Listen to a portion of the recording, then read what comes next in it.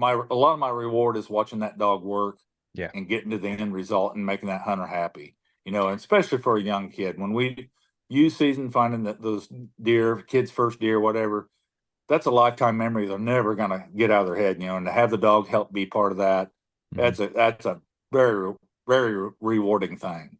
Gary's saying blood, so we follow behind him, and we get to the edge of the woods, and right at the edge of the woods, he says there's blood right here. So I'm videotaping him with my cell phone on this day, and we do that occasionally. We videotape our tracks, and he says blood as he's stepping in the woods. So I'm focusing on that spot there so I can show the hunter. I want to show the hunter and confirm we're tracking these deer. As I get to that spot, all of a sudden that crossbow goes off behind me. The hunter's like 10 feet behind me, and the bolt goes right through my tibia, right below my knee.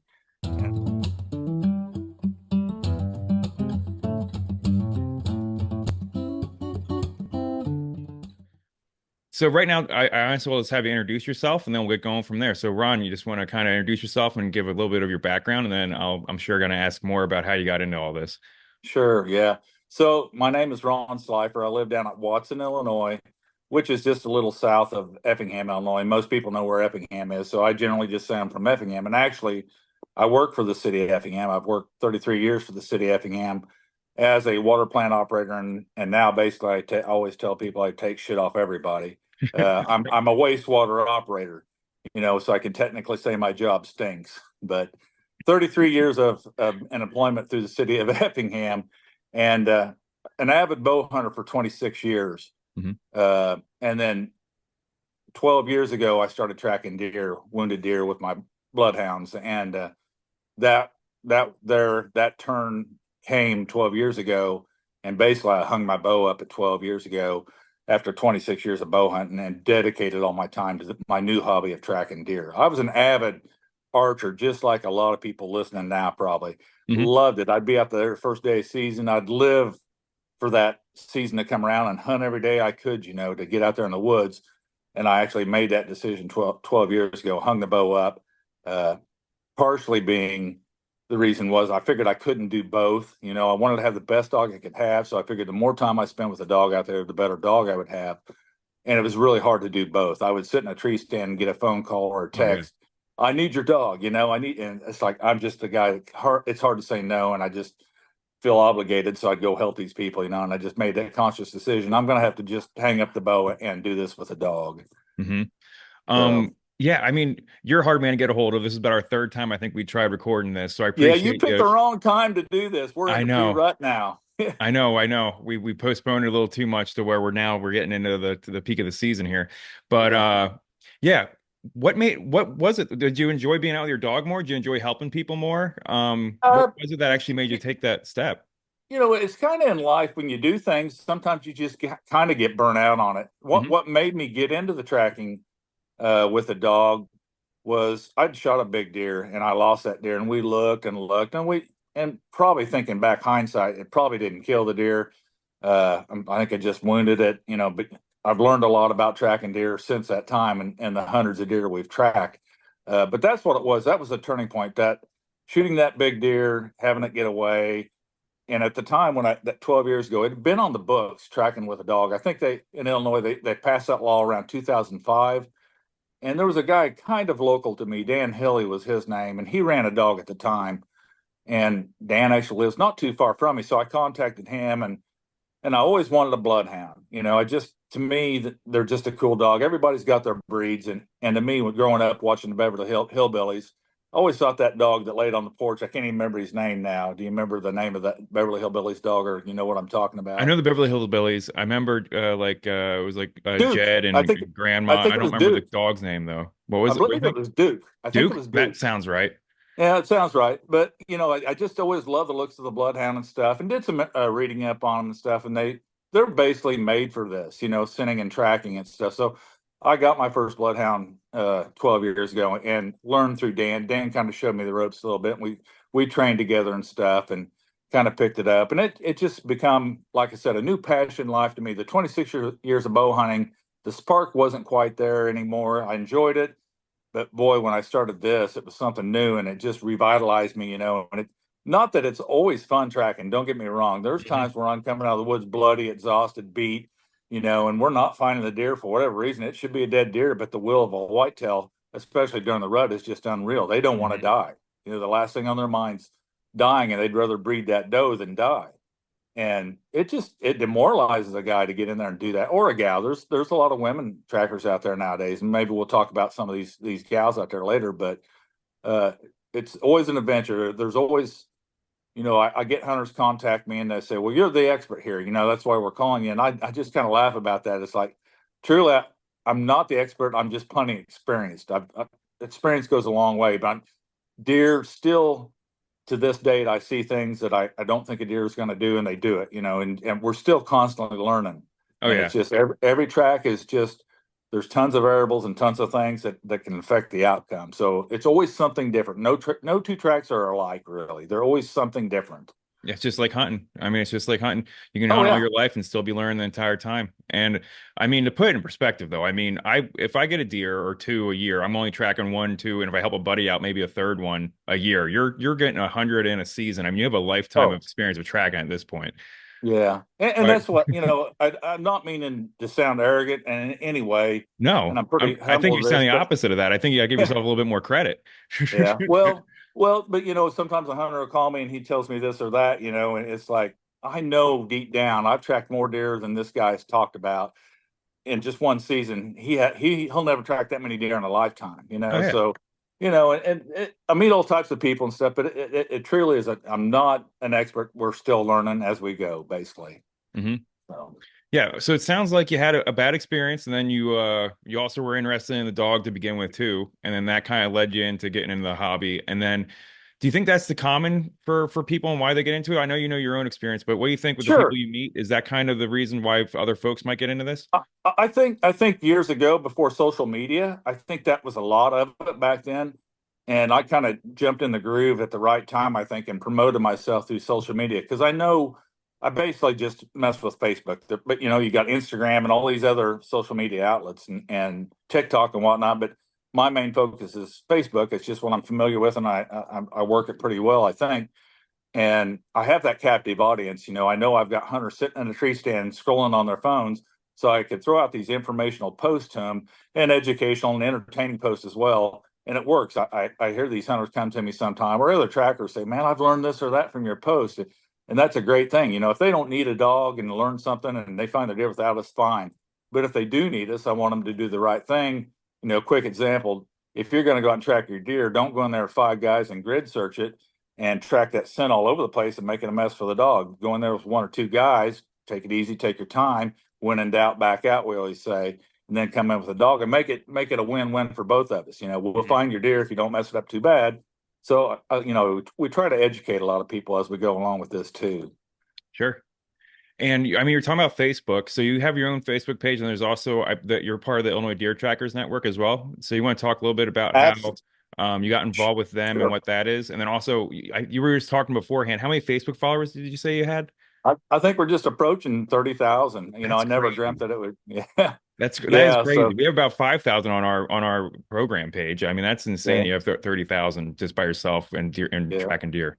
Yeah, it's weird. One post one time we made a reel, and like 2 million people seen it. It's like, and that's how that social media is. You Oh get that yeah. thing, and they say it goes viral, and that just exposes. It's like, I'm pretty humbled by that. I'm not, again, not sounding like I've got a big head. It's just, it just blows me away how that blossomed like that. But yeah, back to the IDTN, the Illinois Deer Trackers Network. A few years back, I think 3 years back, there was a group of us that saw there was probably a need for a local state organization. There's always been, and I don't know how long the UBT, it's called the United Blood Trackers, has been in existence, but that's a nationwide, worldwide organization actually.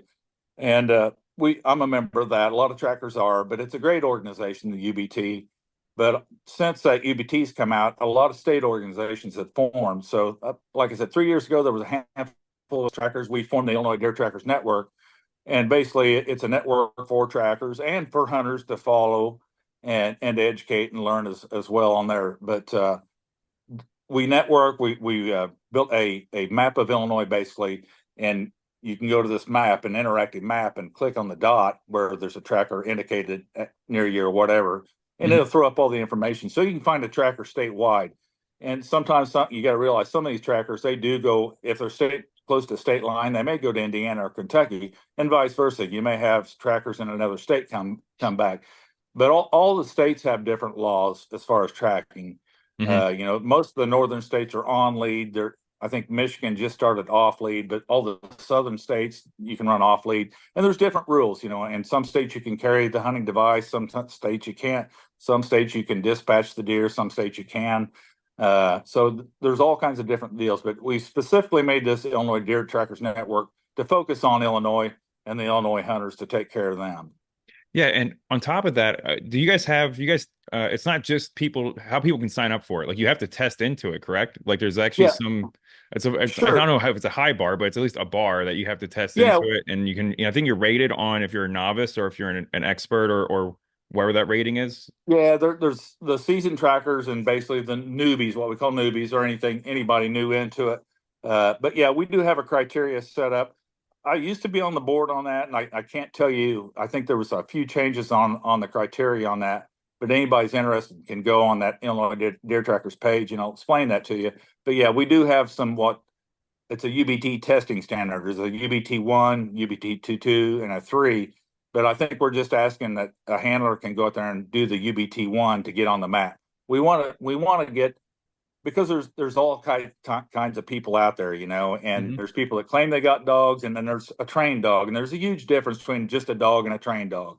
And we're trying to vet our trackers so we can put good people out there that know what they're doing to help the hunters, and that just makes common sense. We want Oh to yeah. we want to take care of the hunters best we can, but we want experienced people out there, and nothing wrong with the new people learning. They got to get out there and learn sometime, but we want honesty, and that this is part of the organization. What we do, we do train in the off season as well, get together, and we have a yearly event and stuff like that. So it's a network, and it's a good, it's a specialized network for everybody's got the same like interests. We all like track or whatever, and we like our dogs and stuff. Sure. Yeah. So if someone wanted to sign up for that, they can just find out all that information on that Facebook page or the web Yeah, is there a website? yeah.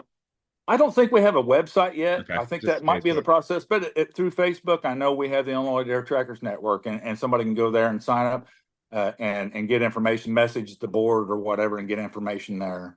Hmm. Next part I would like to ask you about is we're talking about reasons to do it. And so there's reasons it sounds like you just want to be out there with your dog and help people out and stuff, but there's also the financial aspect of it. What does that look like if someone's actually if someone's is that if you're getting into it for financial, you think that's getting into it for the wrong reason in a way because you're probably not gonna I, make back I, what you probably deserve or something like that? Or like how does that yeah. work for that? So so there's no set rule or no law saying what you can charge, and it's across the board there. So it leaves it open for anybody. Somebody can charge $500 or have a set fee of 300 or a mileage fee, uh, or do it for free sometimes. There might be some people out there do it for free, but in my case, this is the way I do it. I've done it for 12 years this way. It's just basically a tip basis. I ask for my fuel costs covered as a minimum, and then anything above that's welcome and appreciated. Hmm. But I'm kind of in the way of thinking what you just said. If you're in for it for the money, I think generally you're probably in for it for the wrong reason. You really got to have a love and a passion for the outdoors, and have that. What's the word I'm looking for? Where you, oh, I'm having a moment here. Where you, the ethics. Everything about the outdoor, the ethics, Yeah. and all that of the wildlife. That you truly care about what's going on out there in the hunting industry, hunting world and stuff.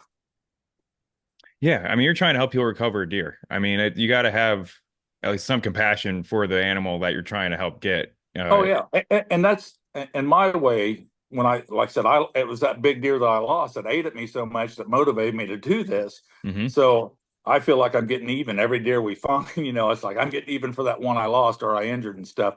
But it is another. The thing of it is when you're especially on lead with your dog, you're with that dog so much. Right now, my dog Jules sleeping in the van. This time of year, she won't get out of the van more than likely. I'll just leave her sleep in the van all night. But we're on the road. As soon as the sun comes up during rut, we're on the road all day long until late hours of the night, sometimes running all night and barely sleeping. And, And the funny thing there is a lot of people say, well, you've got to lose weight during this deer tracking stuff. And actually we don't. We lose weight or we gain weight. I'm sorry. Because we're eating at all these Casey's, all the Right. time. All these little towns got Casey's, but we're beating our body down. We're eating junk food and we're not sleeping and resting right. We're wearing ourselves out, fatigue and the stress. And we actually gain weight. Ironically, it's a bad thing at gaining weight at 60 years old, but it's true. We're not losing weight, we're gaining. Just all that running and that's the thing about it. I push myself. I know that season's only 3.5 months long here in Illinois, so Hmm. I'm going to get it as good as I can. Only got so much time, and then I'll just rest in the off season or whatever if I can. But it's How do hot and you heavy when it's hot and heavy. how Go ahead. do you just get to know your dog and you judge your dog? Because how many tracks are you doing a day, and like what's a regular day look like for you at this time of year? So it's hit or miss. Opening day, I remember, and I don't keep score on this. A lot of guys do. There's two different ways of claiming whether you found the deer or what the number of successful finds. Hmm. And in my point of view, how we've always done it, it's the deer we put on the tailgate. We've actually put on the tailgate. There's deer that we go out there and find and jump up and they run off and they might run to the neighboring property line and we have to stop, or the deer is just too healthy. We don't. That's what happened to us today. We ran a track, jumped the deer and had fresh blood. We never could see the deer. We knew the deer was in front of us. We was coming across fresh blood, but it just wasn't. I don't think it was hit well enough. So we found that deer, but we don't count that deer. If it goes on the tailgate, we count it. So, but yeah, you get out there, and that's the thing about that's a cool thing about it because my bloodhounds in particular, they stay in the house. They're house dogs, they're pets, they're family dogs, Hmm. and you get that bond. It's truly a partner, and it's more than just a pet. They know you, you know them, you sense it. You read that dog in man tracking with dogs and stuff. I was in that for a while, search and rescue, Oh, and wow. there's always a term on there that says trust your dog, and I believe that to an extent, but I've done this enough that I believe that saying needs to say trust your dog but know your dog. You got to know your dog and its mannerisms, when it's on, when it's off the track, and help that dog out, guide it. For the most part, it's generally 99% the dog doing the work once you get out there, but the handler does have that influence on the dog. You can make that dog good or you can make that dog bad by what you do behind that dog on the lead, especially. Hmm. But the bond is so immense sometimes, and the bad thing about having that bond, nothing lasts forever and dogs' lives ain't long enough. And I lost one of my best dog I ever had in my life was Dio at No. 10 and a half years old a couple of years ago. And when that happens, it's just like part of your soul leaves you. So that's a double-edged sword about having something like that. It's just life. It happens, Yep. and some people move on from that, some can't, and it just it's a bad deal when they pass. Absolutely. No, yeah, we're a dog family. We're a pet family. We got a lot of pets, but I've grown up with Springer Spaniels. That's what I've always had. And yeah, it's rough for sure. I mean, it's a gift they give you, and it's also rough to get through stuff like and that it's as well. and it's like they say, unconditional love. Yeah. I mean, there's dogs can sense bad people, and sometimes dogs are just, they know you. And sometimes I've heard a lot of people say I'd rather trust a dog than I would a lot of people, and I kind of agree with that statement. Sometimes there's good people and bad people, but I've never met really a dog that was really really bad. Right. Back to like what your day might look like. So you're working. You're saying you have a pretty flexible schedule, the job that you have. So like, let's talk about what you do, then what someone else might do. Sure. Just in case there's someone interested in getting into this. Like, how do you find time to get out? Your phone's ringing, you like you said, off the hook at this point, throughout the So yeah, day. working a full-time job, a lot of people say, well, how do you do this? But you got to think, in my case, I've got 33 years seniority. So I've got a lot of vacation time, holidays, comp time, sick days, or personal days that I don't take them off any other time of the year. Mm, Comes deer season, I save all that time for then. And then the other fact is that the reason we can get out a lot more is I've got a buddy that I track with, Gary Easley, and he's been with me 5 or 6 years now. And if I can't do the track, he'll run the dog. So that gets us out there. A lot of people say, like I said, how do you do all them tracks? It's just that I'm available to do them. A lot of people do have a full-time job and don't have that fortunate ability to do that. I'm blessed in my job, and my employer allows me to do that, and it mhm. works out really good. So it's going to depend, whether, and there's several older individuals that's retired that track. Hmm. So it's so across the board in what you can do and stuff. It's obviously if you got a full-time job, this hobby is not going to pay your bills. I'm telling you that right now. Yeah, By the time you get all your fuel expenses, and then you've got a dog to feed and feed yourself on the road. It's expensive going out and eat now. So you're not going to make money. You're not going to make a living off tracking deer. It's just not going to happen. sure. Uh, when it comes to, I know it's public land, you have to track them at night, correct? So, Sure. So I'll just read you the rules on that real yeah. quick. In Illinois, like I said, all the states have different rules. In Illinois specifically, they want you to have the dog on a lead at all times, maintain physical control of the dog. That lead can only be 50 foot long. It can't be any longer than 50 feet, which I don't know why anybody would want to lead longer than 50 feet. That's a lot of rope to deal with, especially Yeah. in a cornfield, standing cornfield.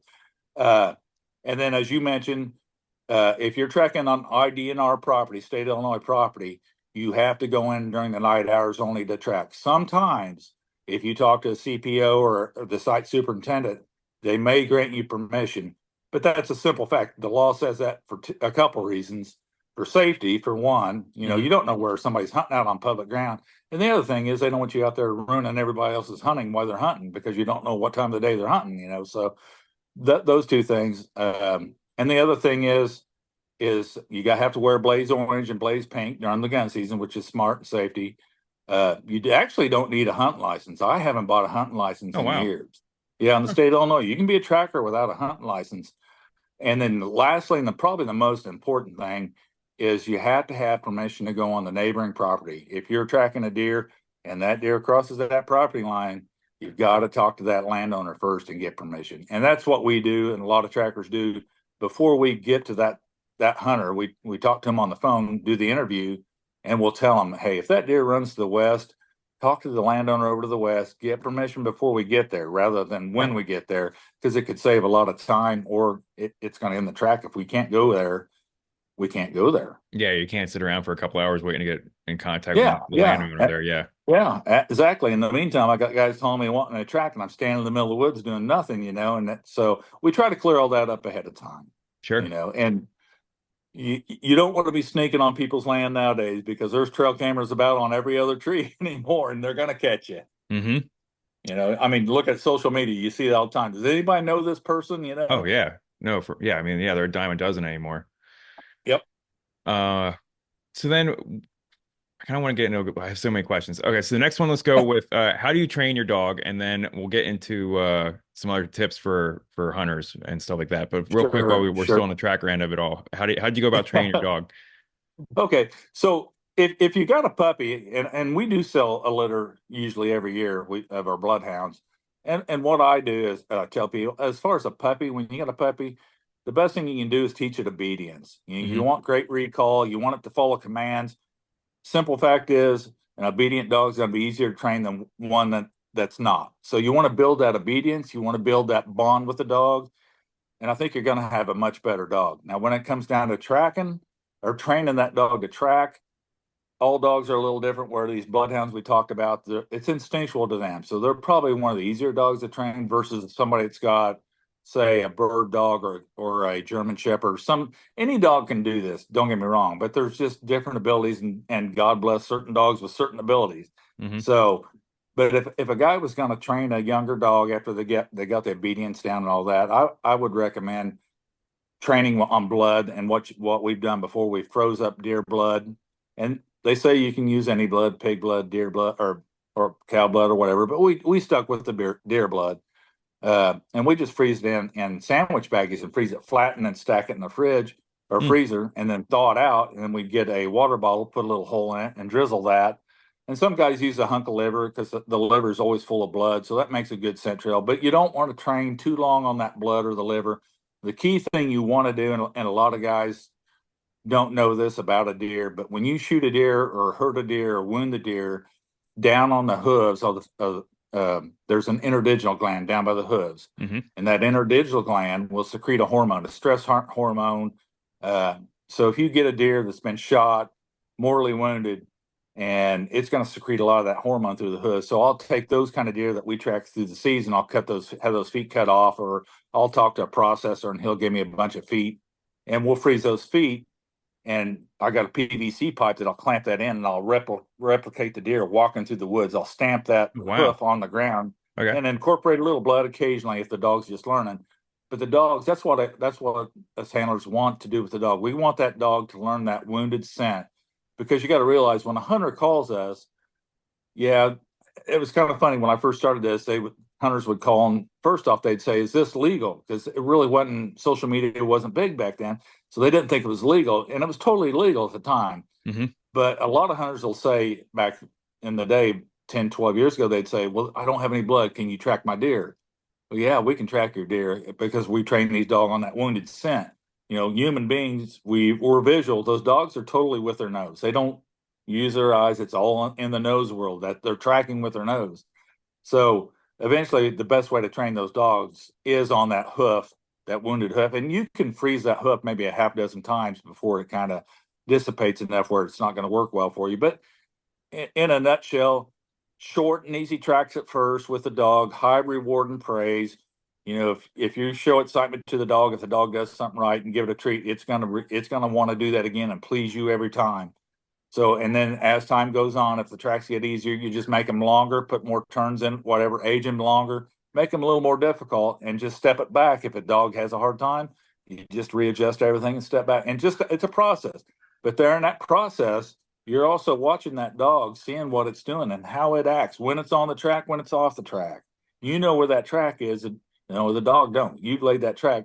So you watch that tail, you watch that head turn and whatnot, and learn that dog. So it's a learning process for you, not only the dog, you're learning that dog as well. Does that kind of make sense? It's Oh it's a yeah. team effort. Absolutely. Yeah. Yeah. We have a overall retriever is dog training, and he has a train a trainer, where people who've Yeah. never had a dog Yeah. before, he helps them go through and they do it. Like, he doesn't just do dog training. Like, he's the type of trainer that you would send your dog away for a month for and then get him back. And then he'll also do the train a trainer where he'll train the people how to do all the commands that he either taught your dog or to help you teach the dog commands that you're going to make up. So yeah, no, it's definitely a two-sided process. And I've taken Yep. my dogs into like obedience training and stuff like that, just as puppies to try to get them socialized and stuff. We have a good trainer down in town here in Champaign. So yeah, I mean, half of it is you just feeling awkward with your dog on a leash when you're trying to do something very specific and stuff like that. So And there you just mentioned something that I left out that is a very key word, is socialization. mhm. You, as far as dog handling and stuff, and tracking for deer, you want to expose that dog to every type of environment. Creeks, Oh cow sure. pastures where there's cow patties, fresh cow. Most dogs can't resist the fresh cow patty. So you want to expose that dog to every type of environment, cornfields, and whatnot, everything, so that dog does not have that. Because some dogs have a fear over certain things of what they Yeah, don't know what it is. But if the more you expose that dog, the better off that dog's going to be in the long run. that's a great point too. I didn't even think about that, but you're going everywhere. Oh Yeah. yeah, we don't know. I mean, we've actually tracked deer in suburbs. In Downers Grove, Chicago, one time we tracked a 197-inch deer. I never would have dreamt we'd track a deer in Downers Grove, Chicago, but we did. You know. Wow. Man. So how long of a period is that? Like, how long does it take to train a dog? Like, do they have an age that you want to try to, let's say you give them fresh as a puppy. Like, how long do you think you'll be training the dog until you finally take them out there for the first track? I mean, there's guys with this last litter, not this litter we currently have. We've got a few pups right now out of a litter, but the litter before that, they're a little over 6, 8, around 6 to 8 months old, and Hmm. they've been certified in the UBT half that litter already, and are out tracking deer right now. And again, that's just going to depend on how much time that handler or owner has spent with that dog. Hmm. As far as that, you got to watch that. As a puppy, you can overdo a dog as they're growing in that growth stage, because you're holding that dog back with a lead and it's pulling against you normally. And you can actually hurt a dog like that. I made that mistake with my first dog, Dio. He wasn't even 2 years old yet, and we was out tracking and just worked him too hard. And he was in the dog box for 2 days. He couldn't hardly move, so sore. So I would say, if a person trains a dog and kind of follows suit, learns the dog and trains it and reward, the high reward and praise. There's an adolescent stage in there that comes with frustration with a puppy going into adulthood that can cause problems. But generally, with around the 2 year mark, 2.5 years old, you're going to see that dog maturing enough and learning. And then again, It's just on how much you get that dog exposed, and you actually go out there and track in the real world and do this stuff. The practice tracks are nice, because it's a kind of a controlled environment. You know where you put that track at, but when you get out in the wild, we're doing tracks that are 12, 24, sometimes 2 days old. Our oldest successful track's been 52 hours old, tracked to the deer. You got to think how many deer have crossed that wounded deer's path in that amount of time. You've got to keep that deer or that dog focused on that wounded scent. And that all comes with a lot of training. The more you train that dog, the better it's going to be. So Hmm. it's a total process. It's a great and rewarding process because, you was talking about the monetary part of this, yeah, it can vary from whatever, but I take pretty good. A lot of my reward is watching that dog work Yeah. and getting to the end result and making that hunter happy. And especially for a young kid, when we use season finding that those deer, kids' first deer, whatever, that's a lifetime memory they're never gonna get out of their head. And to have the dog help be part of that, Hmm. that's a very very rewarding thing. Oh, I bet, man. So do you have any other tips for any new trackers that are going to be coming out at all? For how they would I think we just covered like I remember when I was doing the obedience training, they said to do like 10 minutes at a time is enough. Like I mean you could do a couple times a day, but like don't overdo your dog too by just Yeah, like forcing them you to know, train and practice when they don't want to. So like keep it interesting and then when they stop bringing back the like the pheasant or whatever when I was training my springers, then just give them a break and move on to the next thing. You want to set them up to be successful. yeah, you want a successful deal. Sometimes if you work the dog like that, we always call what if the dog didn't do a good thing, we always like to end on a good note. If it didn't do that track right that you laid out, so we do what we call a short fire track, a short easy track. The dog, the dog's going to find it, but it's going to make the dog happy, and they think they did great. But that's a key thing there as far as training a dog. I think make it always fun. Don't get upset at your dog. It's not, sometimes it's not their fault. It's things that are beyond their control. You don't know, your dog may have a sinus infection or a headache, not feeling well, or the scent's not there. We don't see that scent, but right now, just a quick, as hot the whole month of October, we haven't had any rain here where I'm at, and I don't think most of the state has. It's very hot, very dry, very Mhm. tough scenting conditions right now. You throw in the high winds that we had here lately, that scent don't stay around. It's blown away, and it's so very, very difficult for these dogs to track. So when I said something earlier about know your dog, trust your dog, and know your dog, these dogs know you as well. When you're stressed, they feed off that. They know when you're angry and mad, and that's gonna go into them, and they're gonna worry and stuff. So always try to make it fun with when you're in the training process of the dog. You're gonna have those bad days sometimes, but don't get upset with a dog. Walk away from it, but always try to make it fun with a dog. End in a good note. Yeah, absolutely. And that was something I did want to ask you about was weather. What is the easiest weather to track in? What's difficult? What's the most difficult to track Oh in? yeah. If you're a hunter and you're like, we're not going to find this deer because it's raining outside. Is that really true, or can you help them out? Sure, and see, a lot of people don't realize that, and I didn't know it years ago till I got into this, but moisture is an asset to tracking. Like I said, right now the conditions are horrible. You talk to any tracker I've been noticing on social media and following the other trackers and networking with him, uh, it's horrible sending conditions right now. But you throw in a rain right now, and we tracked after 2 inches of rain and found the deer. That scent stays around. That scent will actually sometimes just revitalize in moisture versus getting hot and dried up and blow away. And cool weather and moisture is an asset. We tracked after rains during rains. We tracked after snows and found deer. And most handlers are going to tell you that no, moisture is an asset to you. Those hot, cool days are great, but those hot, dry days, that's bad news for tracking. Hmm. Do you take any safety precautions with your dog? Do you bring in a first aid kit for the dog? Or I know I've seen like a couple dogs that had like the goggles over their eyes and were Yeah, going through a thicket or stuff like that. Do you have any of that type of equipment or anything? we do. I have a sheet that we have for basically a stretcher if we have to throw the dog in. Definitely a muzzle because if a dog gets hurt, even though they're your best friend, if you try to touch a hurt dog, they're going to bite you. So we got a quick muzzle to throw on the dog. Some powder, what's called quick clot. If she cuts her ear or something like that, we can stop the bleeding. Some extra bandages and stuff in the wound. Just real basic stuff because we don't want to carry a lot of stuff. And I'm not really a vet anyway, but the main Hmm. thing is to stop bleeding and get that dog out if the dog gets gored or something like that. Just real basic stuff. Hmm. And then I would move on to what kind of tips can you give to hunters and the type of things you've seen with shot placement on deer and blood sign and things like that. Oh, I know it's like a let's talk for 3 hours, like I oh, don't I know what to know. tell you. I I know. could. There's a quote that I like to say a lot by Fred Bear, and that's be sure you're shot. Nothing is more expensive than regret. And it's pretty Hmm. simple as that. Ethics is key. It's hard enough to kill a deer sometimes. So reaction times when you're shooting a bow or a crossbow, the main thing is like on a crossbow, the speed of sound is 1,125 feet per second. The fastest crossbows out on the market now is 500 feet per second. A lot of guys think they can shoot a further distance with a crossbow, but the speed of sound is going to get there before that bolt does. The deer is going to react. The greater the distance, the greater reaction time. Archery equipment, like that's what we're dealing with now. We did go through the youth season with guns and stuff, but the angles, you got to know where the vitals are, and these angling shots, a frontal shot with archery equipment or a quartering two shot can sometimes work, but it's not the optimal shot. The best shot's going to be that broadside shot or quartering away.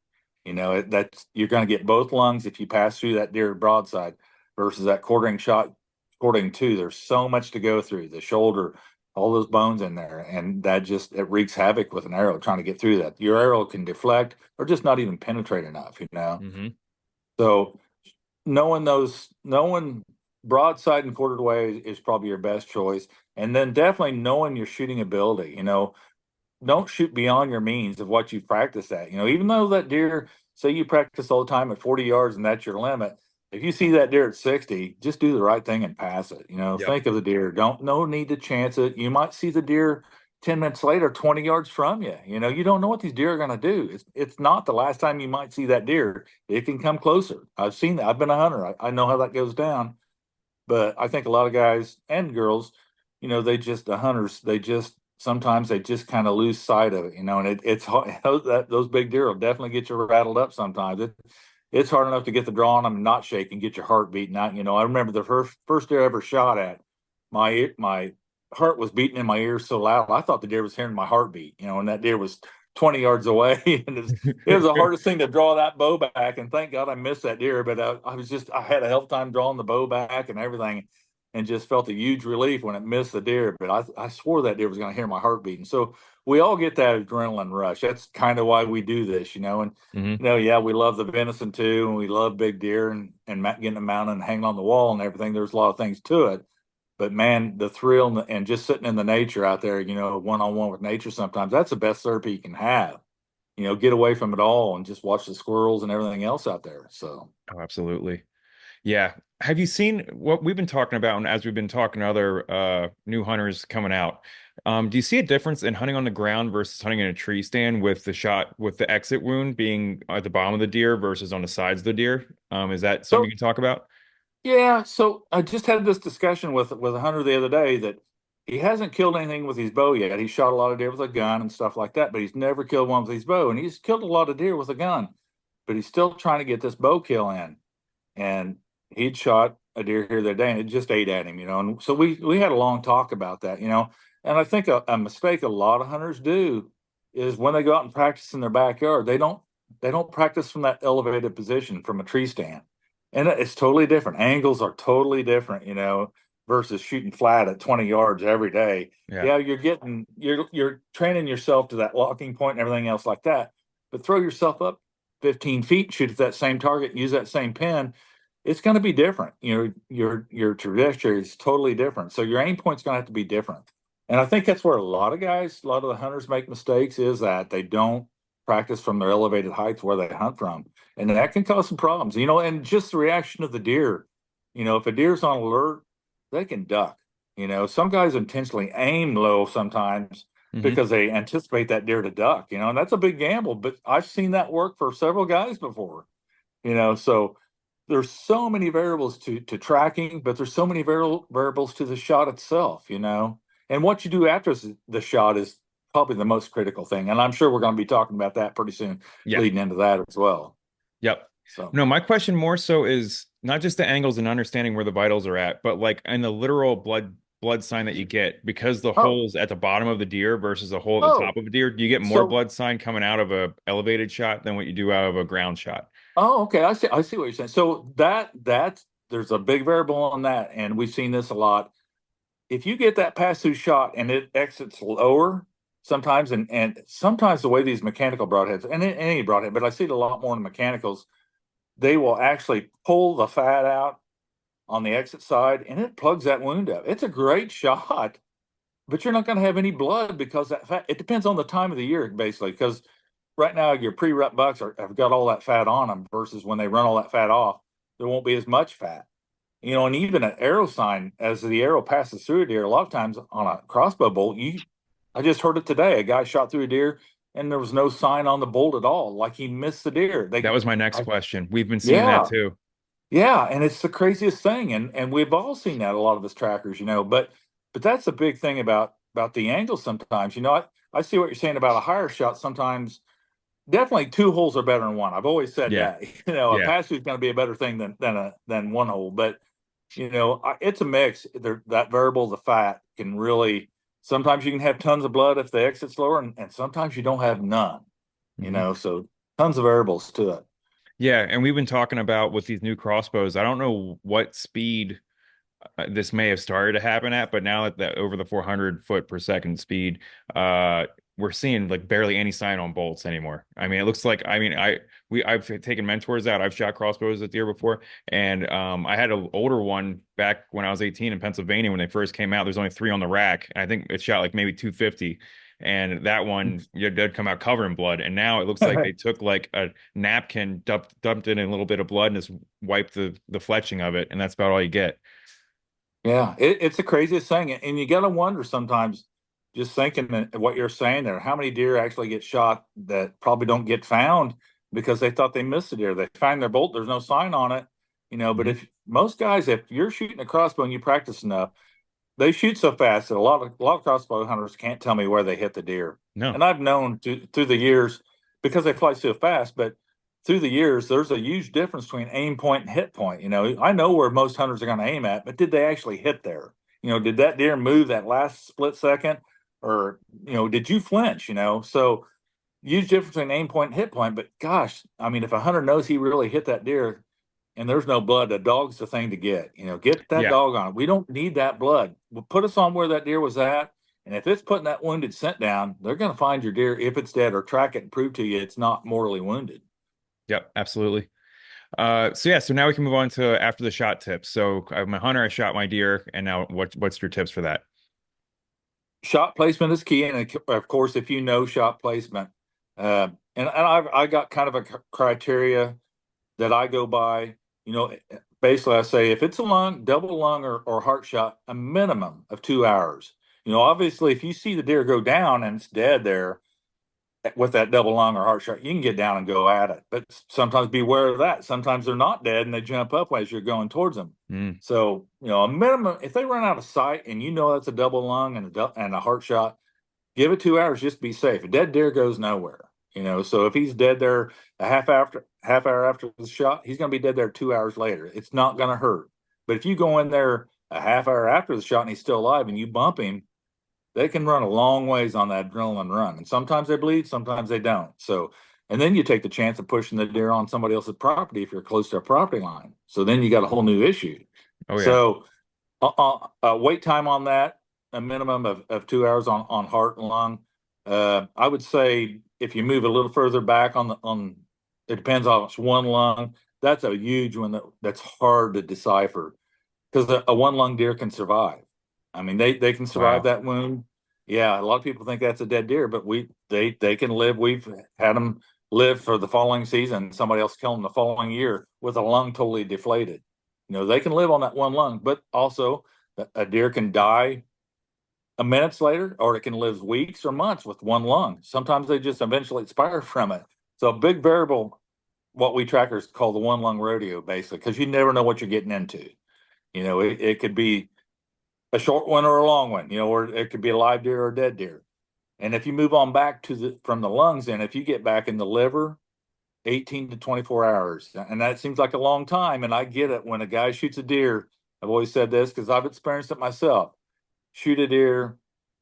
If you want time to slow down, that's when time's going to slow down, especially if it's a big buck. That weight, and the weights, I always preach the weight. It's the most crucial thing. After the shot, the weight. And even these times I'm saying at you, there's variables because it depends on which part of the liver you hit. The liver's a fairly narrow organ, but there's a main artery that runs into that liver. If you hit that main artery, it's game over. Hmm. So, but if you hit a certain lobe of the liver, like if you nick the liver on the lower part, it could bleed out a little quicker because it's down lower versus up higher. Move back into the stomach and intestines with a shot. That's kind of a gray area there. If the general rule of thumb on that is the closer to the ribs, the quicker the death is what we say.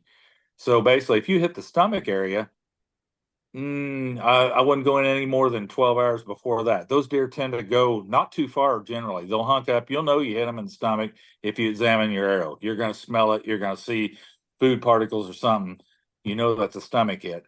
But back off from that deer. Don't do anything. Give it overnight. Give it 12 hours minimum, probably 24 to be safe. But because that deer won't go too far. It's hurt. It's going to go bed down, usually within 200 yards, or go to a water source. It's very true. They say a lot of gut shot deer go to a water source. If there's water near, they'll go to that water source. Reason being is two reasons, I think. One is they start fevering up, so that water takes care of their fever. The other thing is they like to get in that water and take that hurt away from them. That cool Hmm. water. That's the only thing they can do to relieve that, stand in cold Yeah. water. So those two things is the water source thing. I think it's the But same, just then like us. You burn your finger, you cut your finger, you run underwater. what are you going Yeah. to do? You're going to make that burn go away. So cool it Hmm. down. But here's the crazy thing though. You can get those bad shots on a deer. That femoral artery that runs through the back leg. If you hit them in the rear ham and hit it just right and hit that artery, it's game over within 150, 200 yards for sure. But a lot of people don't realize this. But a fellow tracker had this happen to her the other night. Marissa uh, Rosentrainer from Mm. Carrollton, Illinois. She's a member of our group, but they tracked a deer and it was shot in the front knee. That was the only wound of the deer, shot with a crossbow, and they found that deer dead. It was Wow. shot in the front leg. So there's an artery that runs down the front Yeah. leg versus, and then there's the aortic artery that runs in the spine. I've seen deer shot high in the back, spine shot that looks horrible. You're not down the vitals, but if you nick that artery, hit that artery again, it's game over. Or you hit that pyloric artery that's down on the brisket. There's arteries all over on the deer. If you do your research in anatomy, sometimes these bad shots can turn out to be a deadly shot. So basically, what I always say to people, if you drew blood on the deer, you owe it to the deer. You got to go look, even though it's a bad shot, because it may be a dead shot, a killing shot. Hmm. Yeah. So, do you have anything to say about are all the rules of thumb when it comes to reading blood sign accurate, or do you think that it's hit or miss and it's really hard to tell? Uh, Do like red blood with bubbles in it means it's a lung shot, or dark red means it's a heart shot, and like ruby red, like brown red is like a liver shot. I mean, stomach shots are pretty easy to yeah, tell. I mean, that's at least yeah, pretty accurate. You got food material or feces on yeah, your arrow, and it smells bad. It's gonna be a gut yeah. shot. You're in the digestive system, Yeah. but yeah, it can be hard to read. And so yeah, you're the bubbles in the blood. We hear that a lot. A lot of hunters will tell me that it's like, it's a dead deer. I got bubbles in the blood. But it brings me back to a friend of mine that tracks in Michigan. Uh, but anyway, she did a video and she put deer blood in a red solo cup and held it about the body height of a deer, mid body of a deer, and there was no bubbles in that blood. And she poured that blood out to hit the ground, and it formed bubbles. Mm. So we've seen that, and I've documented. I've got pictures on my phone of a shoulder shot deer that we tracked, and there's bubbles in that blood. It's really weird. I can't. I think sometimes it's like a friction bubble that you got the hide and the fur moving against each other. It's a deer moving, and it forms a bubble. And something like I said earlier, it's just coming out of the deer and hitting the ground can form a bubble. So, your lung blood is truly it's going to have a lot of little bitty bubbles, and it's going to be pinkish.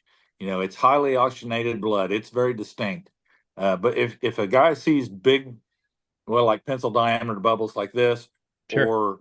or just a general few bubbles, it don't really mean it's a lung shot. It could be from the muscle or brisket. Uh, and speaking of muscle, generally the muscle blood tends to be a bright red. Mm. When we see that, oh boy, this ain't good. It's a muscle hit, brisket hit. But you're right about the liver. That's kind of distinct. It'll have that darker blood to it. And you can have that's the confusing thing. We had a track the other day that I swore it was a gut shot deer because the arrow had gut matter on it. But before that arrow went through that gut, guess what? It went through the lung and liver as well. Hmm. So whatever that arrow's, the last thing that goes through that deer is what's going to be on that arrow. That was a Okay. dead deer, but I thought we had to wait a long time on this deer because the signs it was actually dead way before that, and I didn't Yeah. know that. I didn't know that the angle of the deer, and I don't think the hunter knew either that it was quartered more than what he thought, and he got lung, liver, gut, and I Hmm. just thought it was straight gut shot. So it's hard. It's really hard to read blood, and everybody tries to do that. And people will send me pictures of blood. What do you think of this? And a lot of times it's really hard on a phone. It's looking at my phone Oh because yeah. they take the picture at night and the flashes change the tint of the blood. It's a difficult. I try to do this going on these tracks and have a little game to myself, thinking, okay, I know where this shot is by the blood. And a lot of times I'm not right, and I see a lot and I'm just not right. Yeah. No, Marissa, who you mentioned earlier, she actually is the one who had us reach out to you. Oh So yeah. she was our first contact. We reached out to the Facebook page, and she gave us your number. But she sent us along like maybe 30 photos of various blood from different shots, and we're gonna have that in one of our webinars coming up, so people can Oh see more yeah. examples of that. But I felt confident in at least the rule of thumb in a way. But after looking at those photos that she gave with the answer already there being like, what do you think this is from? And then like the next slide, it's like that was a gut shot and it looked or whatever, but it was all over the map. And I'm just like, okay, so you can't tell anything from blood, is what I learned from that. But yeah, so what do you think is better Well, dictation? Is it going to be the amount of blood too, or instead of just the color? So what do you think about that? so yeah, so I did some research on this and got it from a pretty good source. But a fact is, on blood loss, a 150-pound deer has to lose 44 ounces of blood before it dies and goes into shock. So I break that down a little easier so most guys can relate to it. A 40-ounce beer can, basically, of blood for a deer to lose to die and go into shock. That's a lot of blood. I Hmm. can make a blood trail tremendously long out of 44 ounces of blood, a long, good blood trail. So, and that's the other thing about it. When we go through the woods and look at blood, general most of us, it just fools us. It's got to be a dead deer because to us humans, if we lost that, you'd think we're going to die, or be extremely back close to death. But these deer, they clot so quick. The blood clots so quick sometimes, especially during the rut. They're amped up and everything changes in their body chemistry. But the quick thing I say about the blood loss is, if a hunter calls me and says, I've got tons of blood, it's got to be dead, then they got to think, why are they calling me? There's a reason Mm. why. That likely that deer's not mortally hit. It's moved on, and basically it's just meaning it's a deer that's bleeding a lot. It's not a dead deer, And I've been on tracks before where actually it happened this year. Absolutely no blood from the hit side, nothing for a half mile and find a deer. So blood is very deceiving. This deer that I'm talking about just bled internally. So you can have a mix of a blood trail where the blood's coming out of the deer, but it's also bleeding internally too. So Yeah. again, it's a whole variable thing. It's hard to decipher. So then, is there anything else about after the shot you want to talk about? If not, I'm going to change gears a little bit. I like I said, after the shot, recollect everything the most you can, everything, and basically, if you start blood trailing that deer, you give it the appropriate time. You're on the blood trail. Walk along the blood trail, not on it. And the reason being that is these dogs are so sensitive to that. When you get that point, you got blood on your shoes, or you get that point of loss, and you're actually walking on the scent of the deer, that scent will stick to your shoes and it'll disperse and you can mislead a dog. It's crazy. But the other thing is if you go in there with five guys and grid search, that's going to mess things up before the dog gets there. That can be detrimental to especially a younger dog. It just they're so confused and can't work through it. But that people don't realize that scent is so critical. So we always tell people if you're going to grid search, do it after the dog. Make it the best for the dog because it's unreal the deer we find at night, and we'll find it, and the hunter will look at it and say, "Oh my gosh, I walked by this deer 3 times in the Yeah. daylight and didn't even see it." But that nose is going to find it over our eyes every time. Oh yeah. If you don't see that white belly on a deer, you can walk right by him. and they tuck up under brush and briars and whatever to hide and die sometimes, and you won't see them. You're telling me last time we were trying to get together, you found one that morning that was covered up probably by a bobcat, you thought? Oh yeah, yeah, That it was yeah. That was hidden? down in Salem, Illinois, and we've had a few of those. The bobcats are making a presence in Illinois, but the minute we found this deer, and you got to think of that, it's hard enough to see these deer we're talking about, but try to find one that's covered up with leaves. You know what I Right? mean? So a bobcat will do that. They'll cover up their what they found to eat, and they'll come back and uncover it and eat it. And that's a true sign. I don't think there's anything else out there that does it around here. That's the sign of a bobcat. Yeah. No, that's incredible. Very, very, very different. Yep. And then also just the time that you're wasting looking around. If you really don't think you're going to find it, our other manager, Dan, he had a deer that he called a tracker on. He spent, I don't even know, like hours out looking for it, and whatever hours he put out looking for it, the last sign of blood he was able to find, the dog did in 5 minutes or less. I mean, he ran Yeah. he ran that first 200 yards real quick, and then got back Oh, to where they're it'll going. make Yeah. hunters look. It'll make hunters look. I'm sorry, they'll look stupid because they'll Yeah. say, "Man, that dog just covered that in 5 minutes. What took us 2 hours?" Oh yeah. But again, it's hard to beat that nose over your eyes. It really is. Hmm. So yeah, man, went and out back out, and good luck with blood sign. I don't know. Yeah, and the other thing is, as far as tracking to go to real quick too, as Hmm. well, is when you're tracking, like I said, stay off the blood trail. But when you get to that point of loss, like you said, when in doubt, back out's a good saying. But when you get to that point of loss, you want to mark that with something man-made. I always Yeah. use toilet paper or suggest toilet paper, but I've had guys mark that spot with their phone, pin it with their phone. That's okay, but those pins float around. And then Oh we're yeah. out there trying to find that pin at night, and we're stumbling around grid searching, and Yeah. we're nowhere near it sometimes. So, and then sometimes there's guys that'll mark it with a stick. Well, how many sticks are in the woods? So the best thing to do is, as we've said here in the past, is mark it with something man-made that you're going to see, and it's best to hang it from a tree if you can, because I don't know, and you won't know until we get there what way we're going to actually come into that point of loss. So we want to see it from any angle, and toilet paper is the best. To mark your trail with toilet paper, it's biodegradable. You really don't have to go back and pick it up. It's going to melt in the rain. It's gone. So and that's very visible. Hang that toilet paper in the tree, and it's multifunctional. You can use it for other things. There you go. Yeah, you already got it in your Yeah. bag. Might as well mark your spot with it. Yeah. That's a great point. Absolutely Yeah. a great point. Um, Yeah, and then you also have we've been saying this, we said this actually in a podcast. I just want to reiterate this too, is that when you're planning on going out, make sure you're giving yourself enough time. Like make sure you don't have anything else that evening or the rest of that day if you get a deer and you Oh, have to give it that time to let it sit. Because we always plan for the hunt, but never for the harvest, is what we say. And so yeah. people never have the right gear they need to butcher the deer properly, and they never Oh, give enough time needed to go and expire. And even like the next day, make sure you have nothing. You're not leaving for like a wedding in the next state over the next day, and you're out there trying to get this big buck that you're never going to see again. oh, Yeah. yeah. And here's what we do see frequently, and I shake my head to it every time I see it. But guys go out there in the evening with no flashlight, and they use the light on their cell phone. Yeah. That don't work. That just don't work. You run your battery down on your phone really quick, and it's just not bright enough. And Yep. be prepared. Get your good lights if you go out. And just take your time. Give the deer time to expire. And that's kind of the thing we see the most. The biggest problem that when we get calls anyway, a lot of times there's deer get shot. We don't get a call for. They find the deer, but when somebody calls us, generally what's happened, they've gotten down 30 minutes to an hour after the shot, started tracking the deer. The blood fooled them, suckered them in, so they're on the track and they jump the deer at 150 yards or so. That's usually what we hear a lot. Within 150 yards, they jump the deer, and now they don't have blood because the deer's bedded and clotted up. So that's the wait is very crucial. If you don't Mhm. know that shot, it's best to wait. Yep.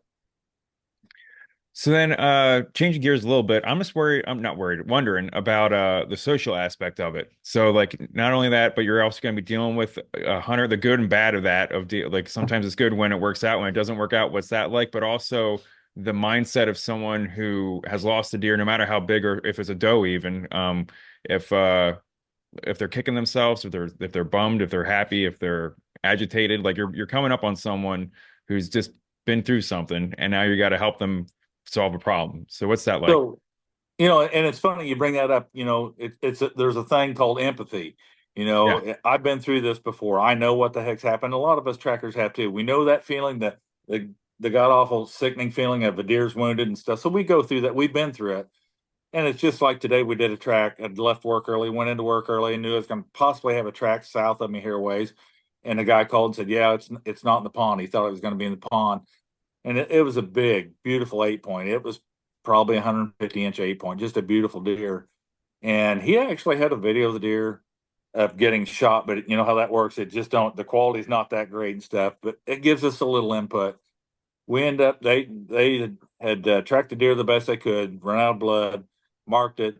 We come in today and track the deer midday here with the bad environment and stuff, the winds and stuff. End up kicking the deer up and finding wet blood, and we basically went as far as we could. We never did lay eyes on that deer, and the hunter was bummed. He was just, he screwed this up. The shot placement wasn't great, but we talked him through it and pointed some things out about what the deer's actions was, and even in the video, a lot of people don't realize it was a fairly long shot, and you could see that arrow arch as it went, and it had a lit knock, and he was concentrating on that lit knock where it was in the deer. But actually, you got to consider that entrance point is lower than that. He actually hit lower than what he thought.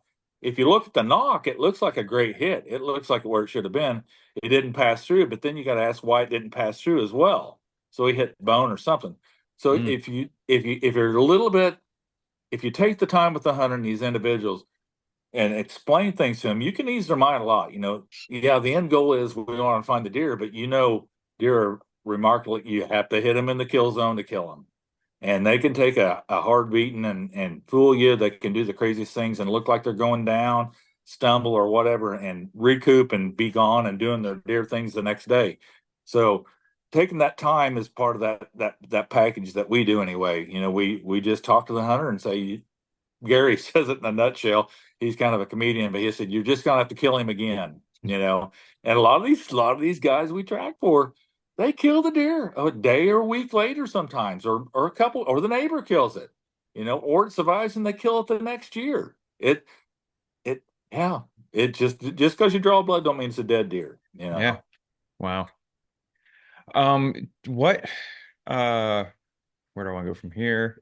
Anything else you want to talk about? And then if not, I'll ask you kind of like what's the craziest stuff you've ever seen, and we get into some of your other crazier stories. Oh Or my, if you have any yeah. safety tips for anyone going out. I don't know, whatever you want to do. I think, like I said, if a hunter, I think we lose, and I hate to be preaching and stuff, but social media can be the curse. Everybody wants to get that picture of the big buck and post it right away, and we see that. And when we find a big deer, the guys are pulling their phone out and taking pictures of it right away and posting. That's okay, but I think we lose sight of it, and people push themselves and they let their ethics, they let their guard down, they do things they shouldn't do, take bad shots, and maybe it's a curse of having dogs too. I think it's gotten back to me that people have taken risky shots because they think a dog can go find their deer. And Oh, it all wow. boils Yeah, I down. didn't think of that. Yeah, that's true. These dogs do a great job. They will recover deer if they're dead. But the problem is, you wound a deer, we're not gonna, we might jump it up and bump it, but if it ain't dead, then we ain't gonna tailgate it for you. So it always boils down to ethics, Hmm. and I just I see and hear things that people shouldn't do these shots, and they need to reevaluate and get focused on things and realize, especially early in the season, why take a risky shot, on the first couple of days of season when you got 3.5 months to do it in, so, Yeah. and that deer can show up closer the next day. But yeah, that a lot of thought needs to go into that, I think. And like, again, I'm not going to tell a guy not to take a shot. It's always going to be up to the hunter. He's the one pulling the trigger. He has to live with it, and like Fred Bear said, be sure you're shot. Nothing is more expensive than regret. I like to throw that out there. We do hunter safety classes and talk to kids and parents and stuff, and that's pretty much a one line thing that I like to say a lot. Oh, I can't agree more. I mean, I know when I was younger, I did. I mean, I think every hunter at one point has tried to do something they didn't practice. I really Yeah, tried to tell people don't ever take a shot you haven't taken already. You yeah, know, like yeah. your first time shooting a bow at 50 yards shouldn't be at a live animal. Not to say I No, did that, no, but that's you shouldn't. We always take keep within 40 at our events and everything else. and And with there if better, I think all of us have killed deer. I think at in 20 yards. I think every one of us have really only ever gotten and a that, deer at 20. and they say that's the skill of archery the thrill of it is getting as close as you can, Yeah. and honestly, I'm not knocking the crossbow hunters. A crossbow is a very effective device to shoot deer with. And you always got that controversy between conventional archers, vertical bows versus crossbows. There's always that controversy, and it goes all over the place, mechanical and fixed and everything else. Yeah, But right. yeah, and Have I you hope seen we it? don't talk. Don't put me on the spot. Don't ask me I was that. that was one of the ones I forgot to ask you back when you mentioned it before. Yeah, if you see Well, any we big might. We'll difference. we'll maybe talk about it a little bit, okay? All right. But honestly, I've gotten calls that a guy's shot a deer at 100 yards with a crossbow. Yeah. I mean, I think it's marketing. A Hmm. lot of inexperienced hunters out there have went out and they listen to the manufacturers say you can shoot this crossbow at 100 yards. Yeah, you can at a stationary target, but you better not do that at a live animal. That hunter, I asked him, and I knew before I asked him, is, do you know where you hit the deer? He didn't know. You don't know at 100 yards, So very, we didn't find that deer. Needless to say, I don't even know where he hit it, but we tracked it. But it's just you got to think. You really got this is a live animal. You can make this deer suffer. What you're doing. You know Hmm. and strive for that clean, ethical kill. Kill it as quick as you can. Don't make it suffer. They're Yeah. tough enough to kill. You know. So back to fixed blades and expandable expandables. Do you see it? Is there? Can you do you see a difference when you come up on deer and like? I mean, here's what we always say. We preach fixed blades because all of us have had an expandable that hit the shoulder and didn't penetrate anything and just stuck and fell out. So we all went back to fixed. But I have used expandables and gone through a deer and look like a baseball went through the thing. I mean, just Yeah, the blade of it just cut a huge wound into the deer with it. So if you hit soft tissue, it's fine, but if you hit bone, you're screwed. you nailed it. And I just pulled something out of my pocket. I'm going to show you here. You can see that. There you go. Can you see that? Indians killed them with fixed broadheads many years ago. You know what I'm saying? And it's a preference thing. And what you just said, you nailed it pretty good. A mechanical broadhead, if you're dealing with soft tissue, if you're dealing with anything behind the ribs and intestinal, if a guy's calling me and said he got shot something and he said he did it with a mechanical broadhead, I'm a little more happier in that case. It's going to Mm, inflict more damage and a better choice. But if that mechanical broadhead hits a bone or a rib, and depending on what brand it is and how it opens, I've seen arrow deflection. I've seen it when they open, that arrow deflects where you don't want it to sometimes, or maybe it does you a favor and deflects where you want it. We know where it should be. Uh, I like it's a preference thing again. mm, I'm not going to knock either one. But I will say if I was hunting, I would use a fixed blade. That's what I used to use years ago. You don't have to worry about it. It's going to cut. It's not going to likely slow your arrow down like some of the mechanicals will and stuff. To me, that's just my take on things. And the minute I start knocking a mechanical broadhead, somebody's going to pull out their phone and show me a picture, like you said, huge gaping wound, and mm, it's a dead deer in 20 yards. But again, it's a weird thing about a mechanical broadhead. It can deceive a lot of hunters because you got that large gaping wound, and if you don't hit only muscle, it's going to bleed a lot. It's like if you shave and you cut yourself, you're going to bleed a lot. It mm. takes a while for that to quit bleeding, but you put a 2 inch, 2.5 inch cut into a deer in the muscle, it's going to bleed a lot, but it ain't going to die. Yeah. It will die from that. But it deceives the hunters. Like I said earlier, the hunter will call me and say, I got tons of blood. It's got to be a dead deer. Well, there's a reason you're calling me. It's Hmm. it's not likely dead. It's just bleeding a lot. Yeah. So I saw a reel a while ago. I don't know if I'm going to include this or not, but I might. But I saw a reel a little bit ago. It was military training, and it was to show the guys how much they could bleed and not pass out. And so mm, the instructor had, I think, about four water bottles full of dyed water, and he had a guy sitting on the sidewalk, and he's like, "Do you think he's in trouble?" And he pours out one water bottle, and he pulls out another one, and it gives you a visual aid to see how much of that liquid spread out there is, and how much you can yeah. bleed before passing out or passing away. But it was an interesting demonstration, and it makes me think about deer and how big they are and how much blood you could have on a landscape and still not have a dead deer. Yeah, yeah, that's why I kind of threw that example, that 40-ounce beer can on a Yeah. 150-pound deer. It's a good visual. A lot of guys can relate to that. Hmm. Yeah.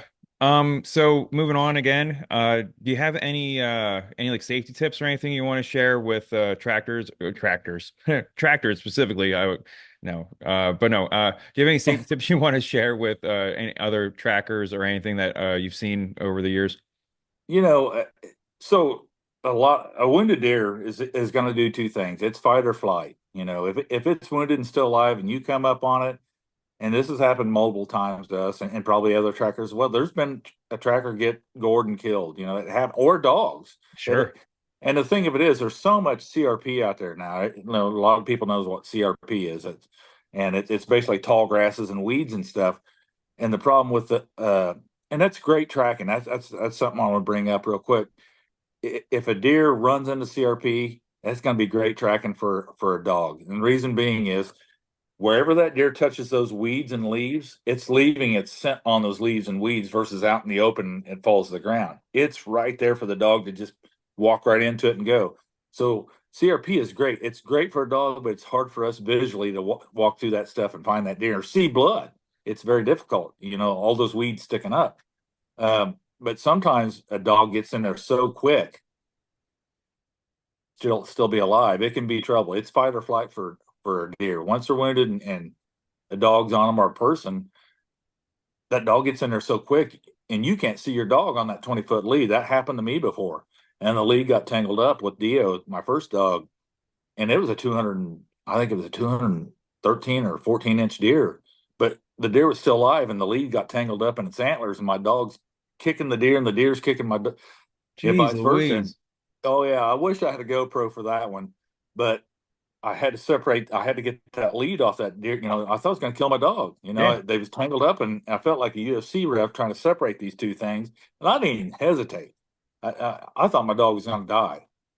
It was scary. I ain't gonna lie, but after it was said and done, it was like the deer must have sensed the lead was not. There was no tension anymore Hmm. because they was both on the ground going at it, kind of. And it scared the hell out of my dog. To tell you the truth, he was scared the next day after that. We was tracking and got in CRP, and he was tiptoeing. Oh It no. scared him, but he come out of that. But that deer had jumped up and ran. I think that last struggle, it was hiding in that CRP, and this stuff was almost 6 foot tall over my head when we found him. But that last struggle he bled out on the inside. He jumped up and went 30 yards and kind of wobbled and fell over. But it's very dangerous to both dog and tracker. We just had one the other night. I put it on my Facebook page. It charged me, and I just luckily stepped back out of the way. But it was coming right at me and just darted at the last minute.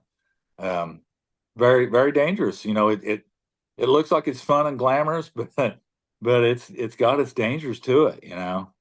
So if And, you're a hunter, and and what kind of tips you got for a hunter who's coming up on a deer with a dog or without a dog? The dog is probably gonna get to it first and kind of see if the deer is alive or not. But do you have a good system of how to see if a so deer is yeah, alive? yeah. So of course, I always tell hunters, if you're going to go track your deer, make sure to take your hunting device with you if it's during legal hours. Yeah. I mean, you might come up on that deer bedded and you can put another arrow in it, and versus trying to go up there and do something else, stab it with a knife or something. It's just too damn dangerous to do that. But during legal shooting hours, always take that hunting device with you. Have it with you. And Mhm. if you come up on a down deer, always be prepared. I mean, we've had them before with the eyes open or the eyes closed. It don't matter. That deer's jumped up. It fooled us. We thought it was a dead deer until we got right, and they just jump up like a spring, and they're off and going. It's like, what the hell just happened? And I've heard stories of that. Guys actually laying their gun in the deer's antlers and the deer taking off running. You just always got to be ready. You just don't know when you're coming up those deer what they're going to do. Yeah. And we've had deer with the tongue hanging out, and that's usually a sure sign. But we had that deer one time just jump up and run from us. We swore it was dead deer, but it the ghost of it come to life or something, and it's running from us. And we That's did crazy. recover that deer, but it's like I said, there's so many. It's a dangerous game. It's not really a game. It's just really pure dangerous at times. No, for real. My uncle, when he was younger, had a roadkill deer, and he put that in the back of his station wagon. and he's driving home, and it was like I think Tommy Boy has this happen in it too, the Tommy movie. Boy. Yeah. Yeah, yeah, yeah. He was driving home, and this was before Tommy Boy came out, and he deer woke up, and he pulled over, jumped out of the car, and that thing kicked every window out of his station wagon. Oh, they based that show after your uncle, didn't Yeah, they? that's right. But yeah, I mean, it's dangerous, it's for sure. Oh. Um, anything else you want to talk about? Like just any other tips you got? Uh, yeah. Like you said earlier, kind of go in prepared. You never know how long it's going to be, and always ask for the neighboring. Sometimes you just don't get permission. That's not going to happen. Sometimes there's just that line drawn. That line goes both ways. If the guy ain't going to let you go on his ground, well, if he shoots up and comes your way, you might have that same opinion too. So usually it gets worked out and resolved, but sometimes it don't. But the ultimate thing is you need to realize you got to have permission to be on that neighboring property line if you're Yeah. tracking. Be prepared for that. You just don't know where that deer is going to go or how far they're going to go. Um, and accountability is always a good thing. Uh, in my case, it's always me and Gary. We're together, so there's two of us. And I'm sure we're going to talk about my accident coming up here pretty soon. But Oh, sure. Yeah. a lot of trackers are out there by themselves tracking, and we're meeting strangers. We don't know who we're dealing with. And for the most part, there's some really great people, but sometimes you run into somebody that you're a little questionable, and I hate to judge, but there's just some people that kind of scared me a time or two. Like, what am I doing out here with this guy with a gun or a bow in their hand? This is a little strange. And you got to think of a female's aspect of that. Females are a little more vulnerable at that. And we've got some great female trackers in our network, and throughout the U.S., there's some Hmm. great female trackers out there that do a wonderful job. And Do they I go can in name teams too, several. do you think? Or are they going by themselves solo if they have to? A lot of the gals I know will take their husband. A lot of them go solo. It's a mix, Hmm. but it's I'm not saying it's a man sport because these women are doing great. Oh I yeah, mean, not to we say they got can't do it, but that's definitely. I mean, I yeah, get creeped out by people. I mean, I'm 6'4" and I walk around the woods. I bump into folks in the woods all the time, and until you get to know the person, your first instinct is like, oh man, I gotta interact with this person. We both have weapons, and we're in the middle of nowhere. I hope they're normal. Yeah, yeah. I mean, that's so any hunter thinks that way, no matter who you are. Just try to be safe. And then yeah, and we can talk about your accident. You mentioned it. So what happened with you there? Yeah, just go ahead and just tell us all Oh, that whole story, I guess. You have a pretty incredible story here. well, yeah. Yeah. I guess how much time do we have? I don't know. We can talk about it and I can figure it out. We want to add this in as something else or whatever. Yeah. So in October, 2 years ago, 22, got a call from a hunter down south of me a ways. Shot his target deer and in a food plot with a crossbow. Didn't have any blood at the head side or anything, and it was just, like I said, it's target deer. Definitely wanted to recover the deer. We conversed about it a little bit. Said, dude, with a deer of that caliber, he sent me a picture of it. Let's not chance this deer. It's shot in the evening. Dead deer goes nowhere, like I told you earlier. So let's just give him overnight. Let him wait out. Hopefully, he'll expire through the night. We'll go track him and find him dead. So we showed up the next day, me and Gary, and met up with the hunter. Go to the hit site. We're looking at it, examining it, and the dog takes off the kind of the direction the deer ran. The hunter confirmed that, and Gary's handling the dog at the time. And all of a sudden, Gary starts saying, "I've got blood. I've got blood." So we advanced to Gary and followed behind him. Every time he'd say blood, we'd advance to him. The deer ends up going into some CRP, huge, huge field of CRP. I don't know how many acres, but it was huge. And again, that stuff was waist high to chest high. And Gary's still going through the CRP with the dog, my current dog. I got Jewel, and he stops out there and he said, "Hey, I've got a wound bed here, bloody wound bed. I've got another and another." He had three wound beds in very close proximity. Hmm. That sounds encouraging to most hunters, and to me, it actually encouraged me a little bit. I thought this deer's mortally wounded, probably it's hurt. It's bedded three times in close proximity. Uh, but I'll tell you too, I've also seen a deer bed a couple years ago down in Carlisle, bedded 15 times. We had 15 wound beds and never found the deer. And Jeez. the hunter's neighbor killed it the next year. So wound beds can be deceiving. It's kind of a good sign sometimes, but obviously in that case it wasn't. With 15 wound beds, a deer was killed next year. But we come to those three wound beds. Gary was waiting for us there, and we conversed about what to do, kind of, and we discussed the crossbow issue. That in Illinois, you can legally take your hunting device with you during legal shooting hours. The hunter did have his crossbow with him, and we just kind of conversed about what to do now. We was thinking maybe we jump the deer up close. We've had that before. Like I said, you get in that CRP and you can practically step on the deer before they get up and run off. So we talked about loading the crossbow. I gave him the okay, it's fine. I said the only thing, and I did, I specified, keep it pointed at a safe direction at all times. And we commenced the track again. He had loaded his crossbow. We've done this a lot, didn't think much of it. And this is how accidents happen. It just sometimes you get complacent and this is all total accident where I'm going. Yep. Um, so we're commencing on the track again. And he's at that point, he's beside me and Gary's in front of us and he's holding his crossbow just like I asked him to, away at a safe position at all times. He did that. Well, the deer goes on and it loops and it's heading back into the woods, kind of where it was shot by, which ain't that uncommon. They do circle back a lot. We see that. So the dog is still on blood. Gary's saying blood. So we follow behind him and we get to the edge of the woods and right at the edge of the woods, he says there's blood right here. So I'm videotaping him with my cell phone on this day, and we do that occasionally. We videotape our tracks. And he says blood as he's stepping in the woods. So I'm focusing on that spot there so I can show the hunter. I want to show the hunter and confirm we're tracking these deer. As I get to that spot, all of a sudden that crossbow goes off behind me. The hunter's like 10 feet behind me, and the bolt goes right through my tibia, right below my knee. And I mean, he was 10 foot behind me. And it put me on the ground. It put me on the ground just instantly. It was stuck in my leg. The fletching and it went all the way through my leg, a 2-inch rage, sticking out of the front of my leg, and the fletchings and the knock was still inside my leg. So it was almost a complete pass through. I Right. think the fletchings hung up in the bone or something. So I'm freaking out. Of course, it just happened to me, like kind of go into shock. The hunter definitely went into shock. I remember Gary saying this. Gary is a certified first responder, my partner, and he examined me right away. And he was kind of worried about that femoral artery, and we'll go into that a little bit Oh here pretty yeah, for soon. sure. Yeah. Yeah, and the hunter was just freaked out, which I would be the same way. If I did this to somebody, I would be totally freaked out. It was an accident, it wasn't on purpose. I'll specify that again. Uh, but he couldn't even dial 911. Gary asked him to dial 911 and he just couldn't get it together, and Yeah. finally, and of course I'm laying there too. And I'm a little in shock. I could feel the coldness of my body and stuff and Hmm. numb to things, which that's just a natural thing. But I remember I'm thinking, I'm going to have to call my wife.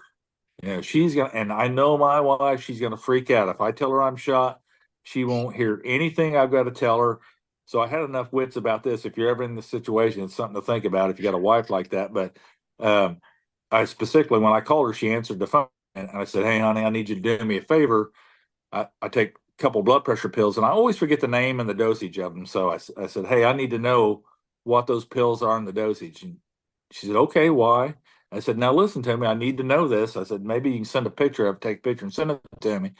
And she asked why 5 or 6 more times. I finally told her, and she did what I asked her to do. But had I said that when she called or when I called her, she wouldn't have heard what I was wanting her to do. I Sure. said, well, they're gonna need this. They're gonna airlift me out to St. Louis, take me via helicopter down here where I was at in Southern Illinois, and fly me to St. Louis. And the helicopter ended up landing. Thank God it was really close to the edge of the woods. They landed in that CRP and loaded me up and got me over there.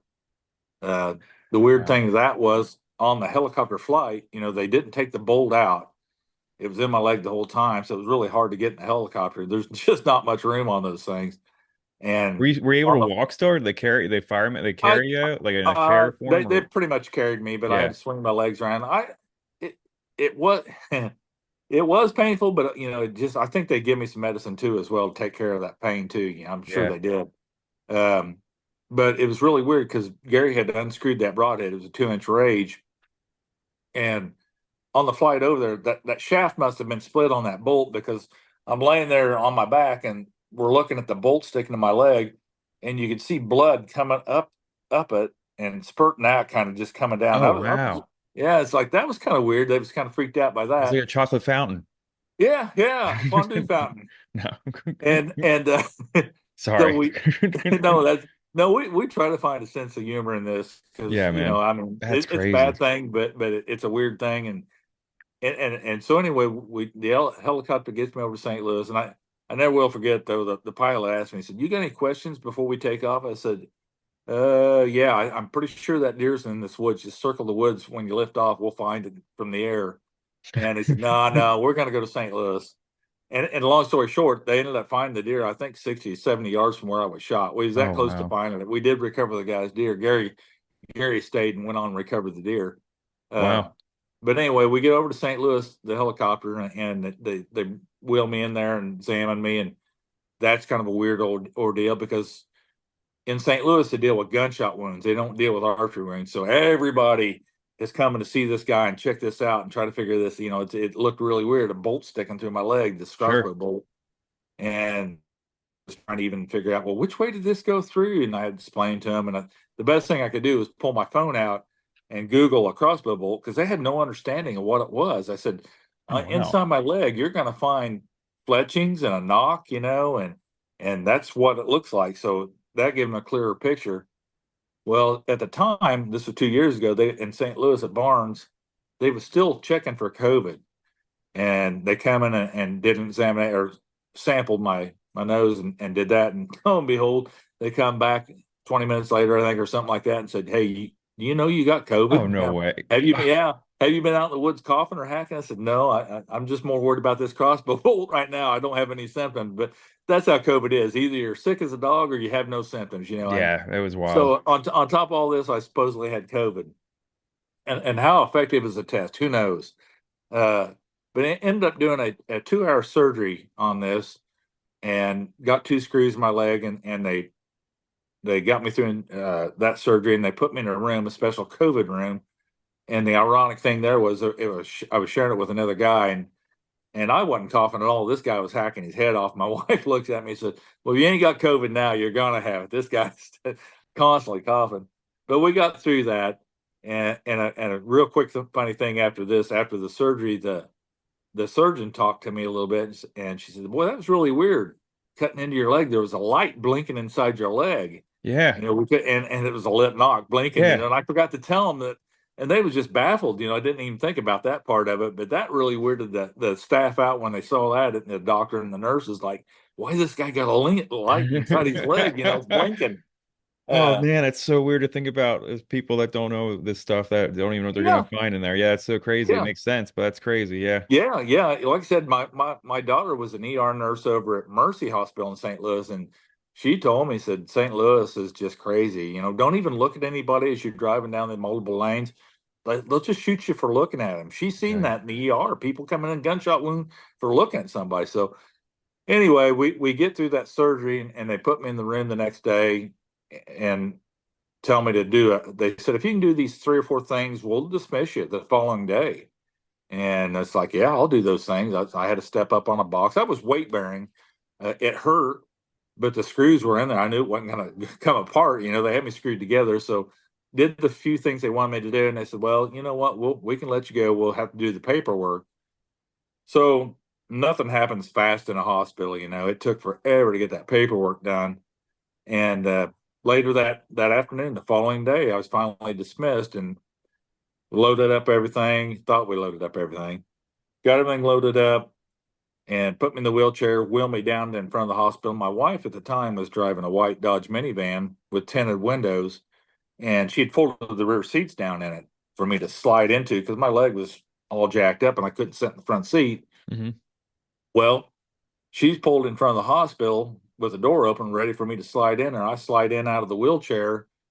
And instantly, I thought, "Oh crap! I forgot the urinal in the room."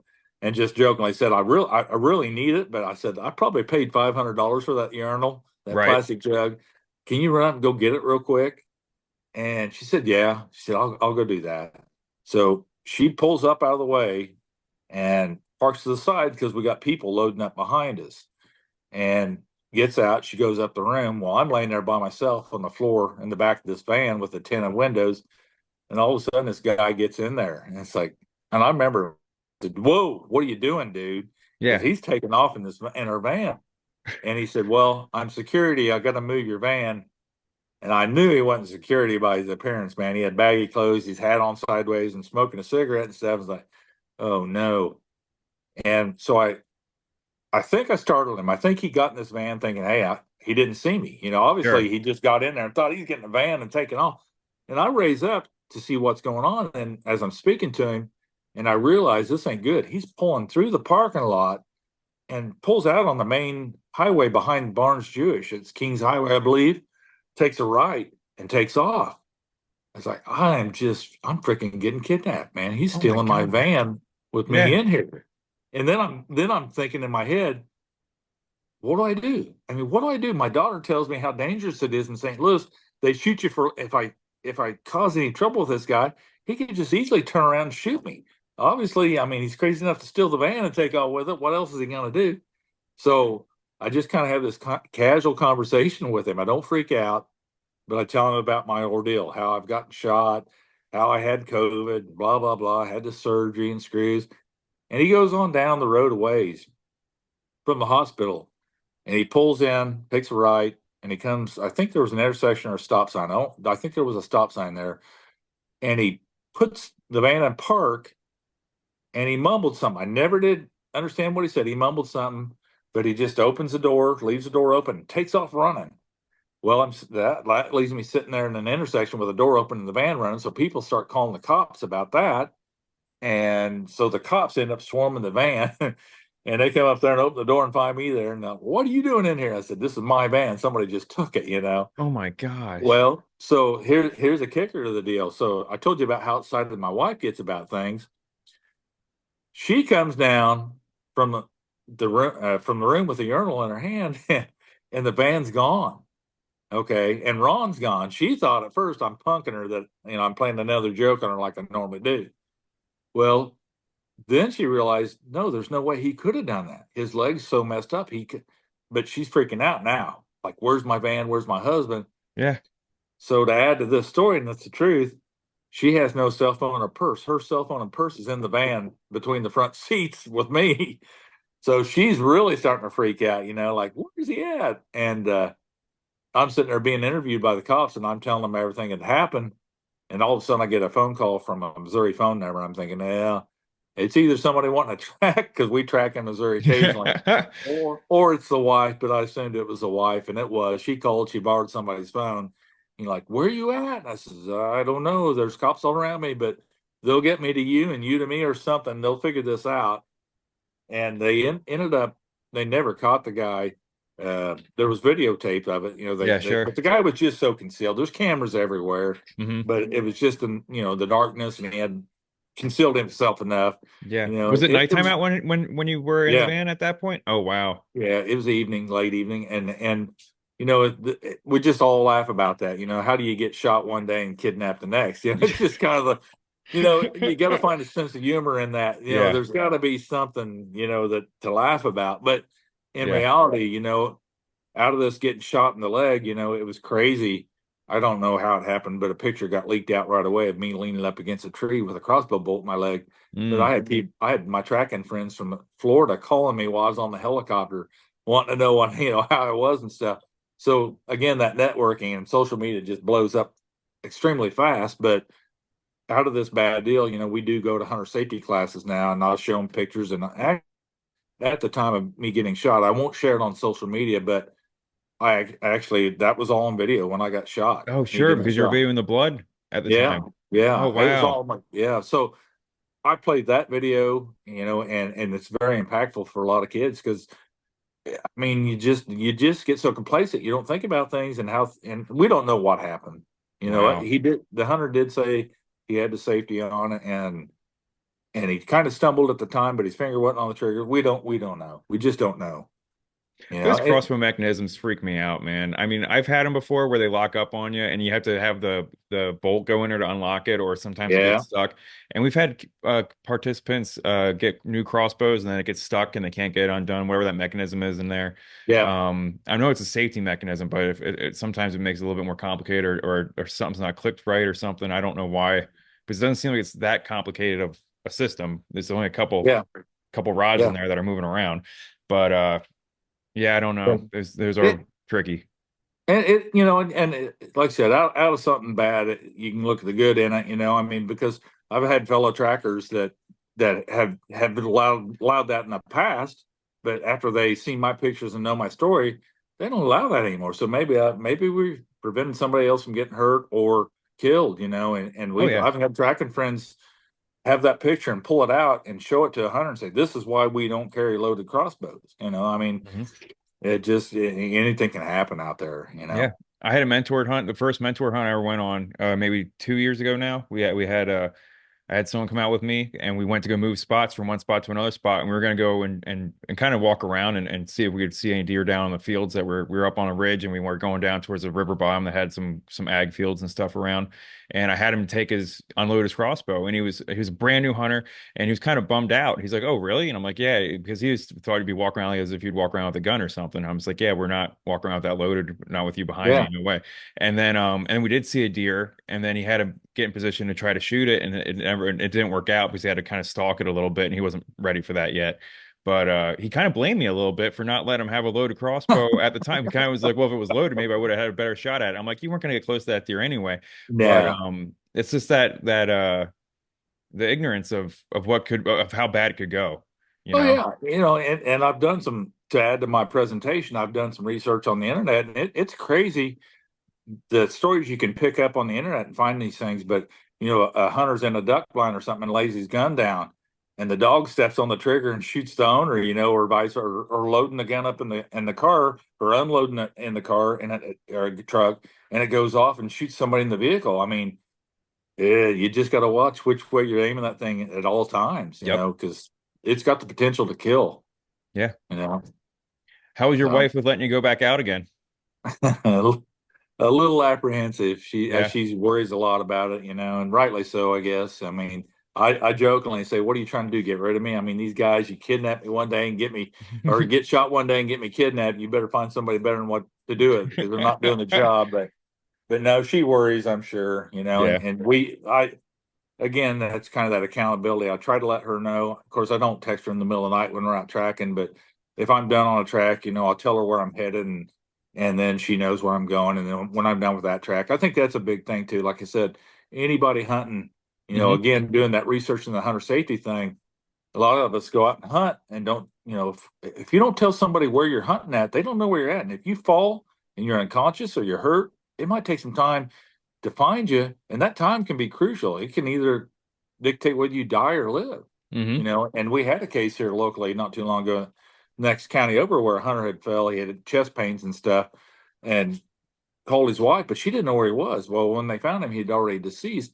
If they would have got there, if they knew where he was at, they may have been able to save him. I Yeah. don't know, but Yep. accountability is a big thing. Let people know where you're at when you're hunting alone. Especially. I don't know the numbers, but I know that tree stands are your number one accident Yes. that's going to Yeah. happen. And then, but heart attacks and stuff like that are right after it. You got people that are out there, and a lot of hunters are getting older now. And I mean, and young guys too get heart attacks too. Trackers are getting older too. Yep. Yeah. For real. I just, We need new trackers and new hunters, man. yeah, the new blood out there, come on, because I'm 60 years old and we can still do it, but man, I can feel it, man. I Yeah. feel it. But yeah, you're right, because there's nothing like dragging that dead deer don't help you when you're dragging a dead deer. That's when you find out what kind of shape you're in, Hmm. and that's exhausting. And you can work yourself to that point of a heart attack or a stroke or something. Yeah. So, Man, I can't imagine. I mean, how many tracks could you fit in a day? so I will tell you, we've probably done up to 10, and I'll tell you, go back to Wow. a That's story with. crazy. So I'll tell you a story that happened with Dio, my male dog that passed away here a couple of years ago, and he was the father of the female I've got now. It's his Hmm. daughter. But anyway, it was Friday the 13th, so ruts kicked in really good but the ironic is it's Friday the 13th, an unlucky day, and started out the day early in the morning that day and went to a small town called Mode, found that guy's deer there, went to another town called Fillmore, which is a few miles down the road, found that deer, went to a place up, it's called Long Creek up by Decatur, Illinois, found that deer. At that point, we'd heard on the radio that it's going to rain the whole next day. And I remember Gary looking at me, said, "You just want to run him all day and all night as long as we can because it's going to rain. 100% chance of rain the following day." and it was one of those rains actually that covered the whole state the next day. When you looked at your app on your phone, the whole state was green. Yeah, yeah. So, so that what's that, number three? Yeah, third track. We found that one at Long Creek near Decatur. So then we dropped down to Shelbyville, Illinois, found that deer. From Shelbyville, we go to Ashmore. From Ashmore to Greenup, Newton next. I think it was Newton, but then down to Mount Vernon, Illinois, which is quite a ways down. And we're rolling. We're just finding these deer, and that we end up the last track of the night was in T-Town, Illinois, not too far away. But thankfully, that was a very short track. But we recovered 9 deer on a 24-hour period. And that's a very, very unusual thing. The only reason that happened was, and I'm not bragging again, I'm just saying the only reason that happened was every one of those deer were dead. We were Yeah. tracking Oh, dead deer. sure. And that's the biggest variable, like I said earlier. That's going to dictate whether we find that deer or not, whether it's dead or alive. Shot placement's going to be the other variable to that, that kills the deer or not. But that was an extreme day, and I mean, the problem is there's getting to be more and more trackers, which is great. Uh, but the problem is when you get these calls in November and you're a tracker, my phone will blow up. I mean, just sometimes I get calls in Missouri and Kentucky and Indiana. I probably am not going to do them, guys, because they're too far. I'm going to waste too much time on the road, Hmm. and I don't want to waste my time burning up fuel on the road when I can help guys somewhere else closer. But the logistics, you got to think about this. I don't, if I go to the east part of the state or the southern part of the state, wherever, I want to try to centralize in that area and not go north, south, east, and west and waste time. But then we also got to throw in that factor of the details of, okay, if we do this deer here locally because we're in the area, are we going in too soon? Have we given enough time? So there's it becomes almost a feel thing. I can't. If you've done it long enough, you kind of just go on the jive and you think this is doable. We'll do it. Yeah. And you learn, we learn. We, like I said, we get burnt from times. We're not always right. Well, we did screw this up. We come in too early, but we don't. Normally, we don't know the shot, and sometimes the hunter don't. Like I said about the crossbows, Hmm. and I play this game to myself with the hunters. I ask them the shot placement. No, and I've got a picture I'll send them on my phone of a deer standing broadside with a graph over it. And that's the easiest thing for us to do. A lot Yeah, of I've trackers seen have got those. that picture and say like E4, D5, whatever. Hmm. So I know they don't have to explain on the phone, well, it was 3 inches down from the top to back and then blah, blah, blah. So that works out great. But a lot of times when we find those deer, they're shot nowhere near that. So huge difference between aim point and hit, and it's That's a not, great I'm not phrase. I making, haven't heard that. Aim point and hit yeah. point. I mean, yeah, Yeah, and that's completely different. yeah, it is. I mean, again, because did the deer move that last second when you pulled the trigger? It just so many variables. Hmm. And if you actually, the best thing I mean that can happen is if the deer actually stands there long enough where you see the blood coming out, then you know for sure. But that rarely happens. Once a deer gets shot, generally they're gone. The first thing is they want to get away as fast as they can from whatever just happened, and they're gone. Hmm. And they don't take them long to cover ground at a full speed run. No, not at all. I mean, yeah, they can be alive for 30 seconds, or they can run pretty darn far in 30 Yeah, I seconds. don't. I was reading the stats on that a while back. How much ground a deer can cover in a few seconds, and it's just astonishing. But it's probably true. I mean, they're just like lightning. We seen one the other day running. We was heading back to a hit site to start the track, and this deer was just a blur. I mean, and it was running right in through CRP, the tree programs. It's like all these trees are this far apart, and how does that thing run through there full bore? I don't get it, but they do. They're just amazing. Yeah. Well, man, it's been really great talking to you. I don't know if you have anything else you want to cover before we get out of here. Oh, let me think. I got a few notes in front of me. I'm Sure. trying to think.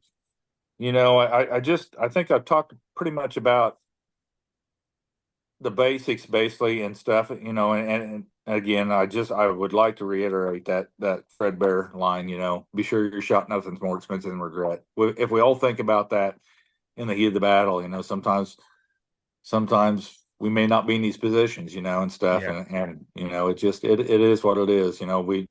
We enjoy the sport, us trackers. We love our dogs. We love what we do. Um, and hunters, I know you all love what you do as well. we're on your team. Here's something I forgot about actually. That now we're talking about this is the ironic thing. We'll have hunters tell us things or leave things out. Like, of course, we want to know if they grid searched it, before we get there. And what they don't realize, our dogs are going to tell us when we get out there. If that dog comes on the track and then starts suffering and working all over the place, we know what's happened. They went out there and grid. So we're on the same team as the Yeah. hunter. And as weird as it sounds, sometimes I'm not. I hate to call people a liar, but they do deceive us and say things that they I don't tell us things. I bet. I mean, it's a probably a feeling of shame, and It it could is. be a feeling of shame or yeah, or just embarrassment Yeah. of the stupid idea of the stupid Or, shot that or it's or made. they think maybe, oh, they ain't gonna track my deer now because it's screwed up. But Yeah. most trackers, if they show up to your location, they're gonna track your deer. Hmm. And so, and that's the crazy thing. I've done this for 12 years, and I just sit back and listen. A lot of time, a hunter is going to tell themselves. If you listen to their buddies talking behind you, they're gonna you'll overhear them say, "Well, we was already over here." When they said they weren't before. So, Mm. and I just that comes with it. But I would like to let hunters know, man, we're on your team. We're there to help you. Us trackers, we're there to help you. We're not, we want to find your deer too, or help you the best we can. But we've got to know the truth before we get there. We just be factual. Tell it like it Wow. is. You Yeah, know, and, that's and something I didn't it's even think it's about. Yeah, that's yeah, crazy. it's just not me, but everybody that I know that tracks says the same thing. It's just why. We're on your team. So, Yeah, you go up to deer and shot like 3 times. You're like, how many times you shoot this thing? Like, just once. well, Oh, no.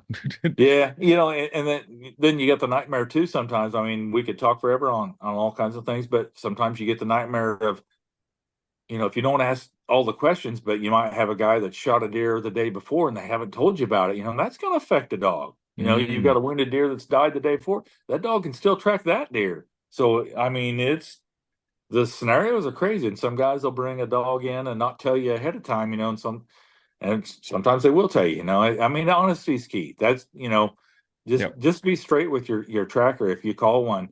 And you know what? You can call a tracker, any tracker, and ask questions over the phone.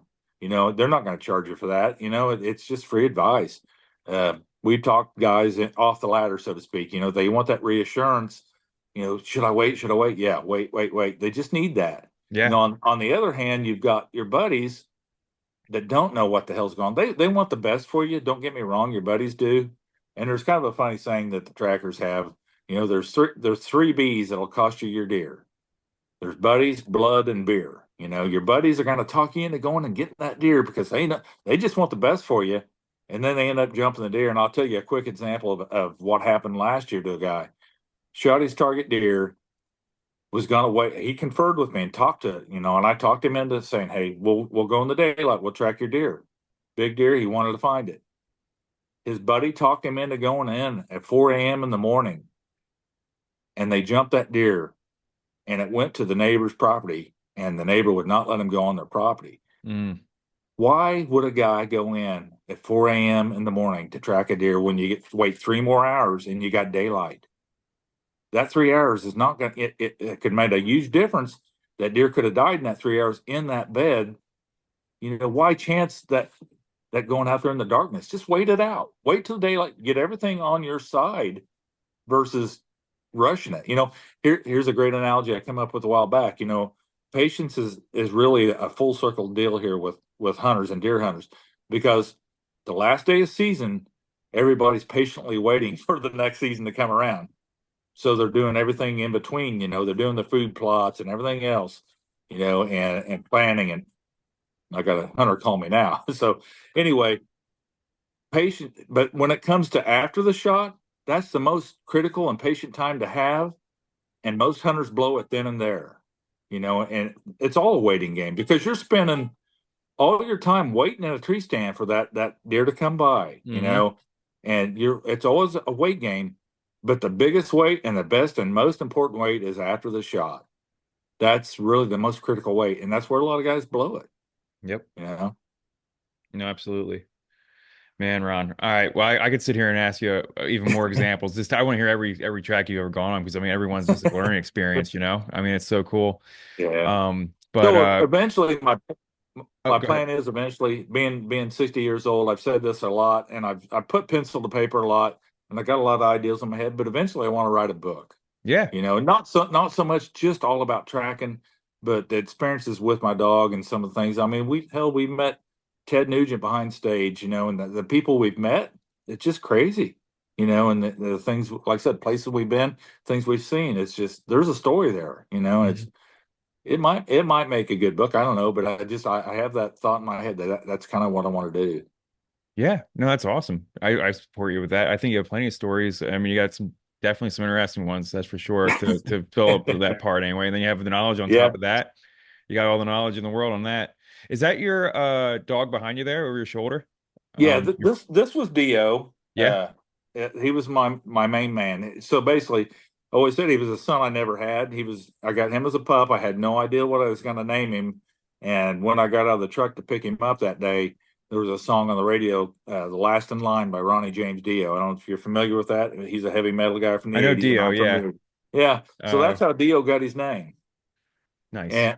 And then on this side is our corgis, Kit or Bonnie. I'm sorry. And so yeah, I'm kind of a dog poor guy here. It's like I think I've currently got 9 bloodhounds and 2 corgis. So we Oh, got a that's lot it. of dogs. It's a dog house. Yeah, that's it. Yeah, well, that's enough. Trust me, dog food and medicine and everything for them, Oh, it adds sure. up pretty quick right now nowadays. But yeah, Dio was a son I never had. I had 3 daughters, and like I said, I built that bond with him, and he passed a couple of years ago. It was a rough deal, but again, out of something bad, good came from it. I mean, he died really quick when he died. I didn't have to make that call. I think he died of an aneurysm or a heart attack, Oh, one or the wow. other, because he died so quick.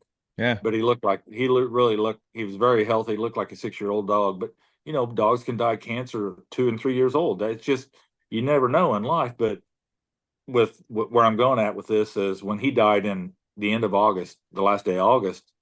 Um, that left me with Julie's daughter. I trained her a little bit. She wasn't up to par. She wasn't what I call my A dog. Deal was the A dog. She was the B dog, a backup dog. Hmm. Because basically, like we talked about all those dangers, you don't know what you're going to get into. Your dog can get hurt pretty easy. So Dio was the A dog, and when he passed, she stepped up to his position.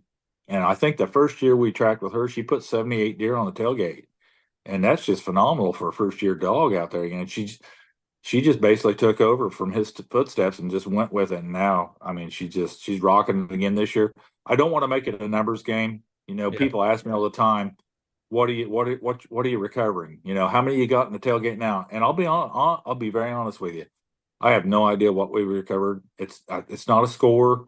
I can tell you there's special days where we recover 4 in one day. I think we did 5 the other day.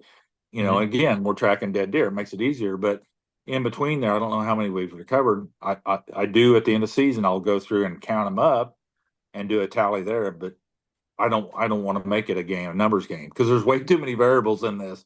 You know, we talked about whether the deer's alive or dead, or a property line issue or whatever. Yeah, it's a lot of So stuff out of your hands that doesn't really count towards you. It's not like a trial that you're going out and yeah, doing the exact. It's not like a preset thing. yeah, Yeah, it's too yeah, many things that going against you.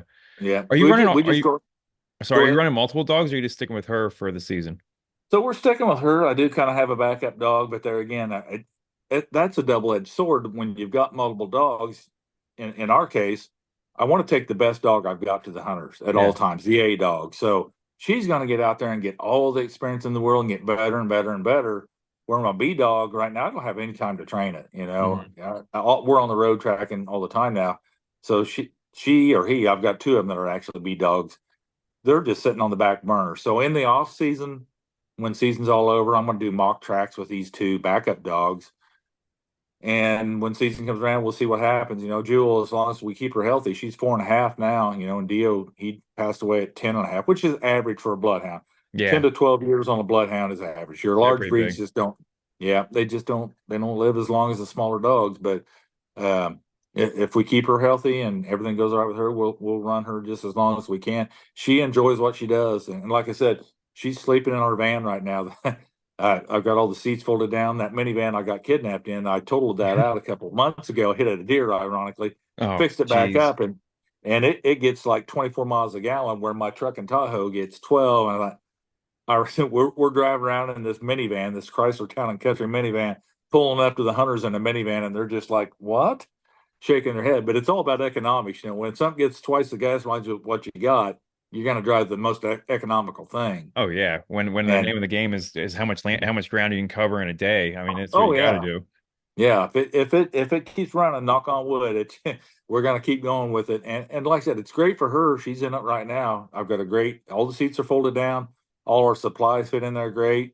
And there's a good padded bed in there, and she's just comfy as can be, sound asleep probably, Hmm. and just waiting to go. So it's Man, are you gonna get out tonight, you think, or are you done for the night? well, as we were talking here, there was a call that came in, and so I'll have to call this guy back pretty soon. That was the only call so far, and that's just it. I've learned through the years that if you're going to do this, you better come home with a full tank of gas, because you may be leaving, and the gas stations are closed, or you may not even go in the direction of a gas station. If you're down on E, you're going to go backtrack and get gas somewhere. For real, So yeah. Especially down your we way, just man. there's just it's just short lived. Like I said, the rut's coming on. It's going to be hard and heavy for every tracker out there. These new guys and gals that are tracking, they're going to get their butts handed to them, because it's like it's unreal the amount of calls. And it's not that hunters are bad shots. A Hmm. lot of people are knocking my page saying, "What is it with all these bad shots and bad hunters and blah blah blah?" I'm telling you, I've done deer this year that didn't bleed one drop. How do you track something that don't bleed? Hmm. How do you visually track something that goes a half mile in any direction? How are you going to find it? You know, that dog, put a dog on it and let that dog track it. It's Yeah. going to take you straight to it versus randomly walking about and maybe seeing it. If it's piled up in a brush pile, get the dog out there and do it. And I think that's a key thing to know too. I mean, you mentioned already, but that scent gland between their toes, that is what they're tracking. They're not tracking that blood. So some hunters might not see that blood and they just give up because they're like, oh, there's no blood for the dog Yeah. even to smell. But that's not Yeah. even what they're trained for. Yeah, absolutely. Anybody that's done any work with their dogs is going to train their dogs on that interdigital gland. Hmm. It's not just blood. And I think people are really educated to that. Like I said, years ago, uh, 10 years ago, I was getting calls, and that was the first thing they said. Well, can you still track my deer? It's not bleeding anymore. Yeah, yeah, we can track it. Hmm. So we like that blood for confirmation, because us as handlers, we know when our dog's on. Like I Hmm. said, it's trust your dog, know your dog. And there's each dog's different in their mannerisms. And Jewel, she's really easy to read. Me and Gary can read her really well. When she's off, we know, and we'll get her back to the last point, or she'll do it herself, where the scent was at, where she lost it, and work it out. But for anybody that's never handled a dog and not seen that, it's confusing to them, because I think a lot of hunters think that the dog, you put the dog on it and it's going to go straight from last blood to the deer. Hmm. No, it don't work. Sometimes it does work like that sometimes, but sometimes you have to do multiple restarts. And that worries a hunter, like, oh my God, we're not going to find this thing. And the whole time they're thinking the worst. But it's a process with a dog. There's so many environmental factors out there. We talked about the wind and the rain and whatnot, or the heat and the dryness. Yeah. That's all a factor, that the dog connects the dots eventually and will get you there. How And do you I what do you think a do hunter. if if sorry to cut you off. If the dog Go ahead. starts No. off on another deer, like say like it's not if it looks like it's on, but maybe the blood is showing you the other way, and then Yeah. maybe it's on a deer, but it's just not the right deer. But does that is that scent so tied to a hurt deer that that doesn't happen very often, or does that I, happen? I think on a greener dog, inexperienced dog, you could have that. Hmm. Especially during the rut. You know, you know how a buck smells during the rut. That's a stronger smell. Hmm. We can smell them rutted up bucks. Yeah. So I think a greener dog, less experienced dog, is gonna hook that scent and go with that, because it's easier for them to smell and track that versus Hmm. that original wounded scent. So it's going to depend on the dog. And there again, it's up to the handler to realize that, like, oh, if their dog is tracking at a slow pace and then all of a sudden turns and starts almost running after something, it's probably hooked the wrong another deer. You know what I mean? Something that's came through and made a hotter scent, or it's possible that you might have jumped a deer. It's possible, but more than likely, it's if it's a green dog, it's probably hooked the wrong deer. Hmm. So Yep. it's like I said, I think there's dogs out there that I know, that I've talked to handlers that's found deer I think our oldest, like I said, was 52 hours old. She tracked right to it. Um, there's guys out there that's done tracks that are longer than that, older than that, a couple days, 5 days old. Hmm. You know it, and it's just amazing what a dog can do.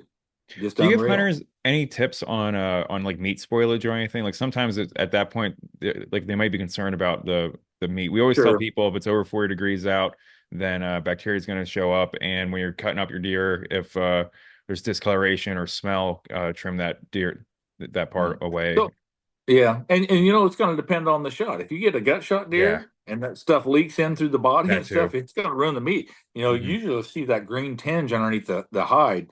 Uh, but that spoiling process don't start until the deer dies. That's a You good got to think point. about that. So, Yeah. and it is temperature dependent as well. On a colder night, deer's going to be preserved more if it cools down and is preserved. Again, it's a lot of variables, and it's just going to be on the condition of the deer. Yeah, But you won't know I until will you say start cutting it this. up. Yeah. Yeah, you really don't know. And I will say this, so dealing with the hunters, when they call, I have a protocol that I'll ask them the basic questions, the distance of the shot, how high up in the stand they were, so I can figure the angle of the arrow, kind of the bolt. And then other questions like, did it pass through? Did you have any bent blades, broken blades? I've got this criteria I'll ask them, and how soon they tracked. All right. So as I'm asking these hunters these questions, and they'll throw back to me, but this deer had huge mass, it was really massive at the base, had 10-inch brow tines, and G2s were so long or whatever. And then I'll suggest the weight, hey, let's do the right thing and let this deer lay. Okay. Well, they don't want to do that. They want to hurry up and get their hands on it. And it's like, we're doing the wrong thing. A dead deer goes nowhere. And I said, besides, where in the conversation did you ever mention back straps or hams or anything else? It was all about the antlers. And don't take me wrong. I know most hunters don't want their meat spoiled, but when it comes down to it, sometimes it's the right thing to do. And just to wait it out, especially on a bigger deer, those antlers were more important than what the meat was. And sometimes they worry about the coyotes eating it, and that could happen. And Oh believe it or yeah. not, that don't happen as frequently as what you would imagine. So Hmm. far this season, we've only lost one to a coyote. Yeah. And that's going to happen. I mean, that will happen. Happened to But me it one don't time. happen as much. One time in Yeah. Pennsylvania happened to me. I found the doe next morning, and yeah, her back hams were all gone. Yeah. Yeah, and it's crazy. If you get a pack of them on there, sometimes they can wipe them out real quick, and just Hmm. it's nothing to them, especially late season. But the old saying they got to eat too. But I mean, I always preach the way most hunters do because they hate that when a deer's pushed. And here's another way to think about that. When you get on a track too soon, I jokingly say the best tracking dog out there. People ask me, "What's the best tracking dog out there?" Yeah. What's your opinion? What do you think? Whichever one you want to that you went through training with and that you're Good used to, I answer. guess. Yeah, there Good you go. answer. But my comeback is a coyote. A Oh, coyote's, okay. a coyote's the best tracking dog there is. And you think about it because a coyote's going to track because it has to survive. Domesticated dogs get fed every day. They don't have to survive, and track things to kill them and eat them. So Hmm. your coyote's going to be the best tracking dog out there. So what happens, say, you shoot a deer in the evening and you get on that deer so soon, too soon, because you're impatient, you don't know the shot, you're impatient, you got to on that blood trail, you go 150 yards, you bump that deer in the darkness, and you don't know where he goes now. So you've just increased that blood trail with that wounded scent drastically compared to if you would have backed out, went in the next morning and went 150 yards and maybe found him in that bed. Hmm. See what I'm saying? Hmm. If you bump them, it's a whole different game. So you just increase the blood trail tremendously for the coyotes to intercept it and take him down or whatever, or even push him further. So that's another thought, a process, of why the weight's pretty crucial. Yeah, that's Because interesting. jumping that deer changes the game. Yep. Hmm. All right, Ron. I think we're at 2 hours now. We hit the 2 hour mark. So uh we did it. Yeah, Hey, I really appreciate it. I think in the future, I think we're going to try to work with the Illinois Deer Trackers Network yeah, with off season and do maybe some yeah. sort of workshop with y'all and maybe a webinar with y'all. I Oh, don't that'd know be if you're going to be a awesome. part. part of that, or else someone else from the network can help us out too. But Yeah, heck um, yeah. I really appreciate you really making yourself available for us. Hey, I'm glad it worked out. I didn't think we was going to get this pulled off, and I think if we would have waited till November, it wouldn't happen. No, So, not at but we all. got it done. That's Yeah, awesome. awesome, Hey, it man. was fun. I was honored to sit here and talk with you about this stuff, and Hey, but hopefully I shared some information to others out there that helps them out. That's what I'm hoping. I think so. You guys are some of the most interesting people in the hunting world, in my opinion. I think the the type of hobby that you have, the reward system being working with your dog and helping people out, Yeah, is I really think you guys are some pretty cool folks that do this yeah, stuff. So yeah. Sometimes we're the superheroes, in the yeah, case, and sometimes not. It just don't work out. But we try. We try to do our best.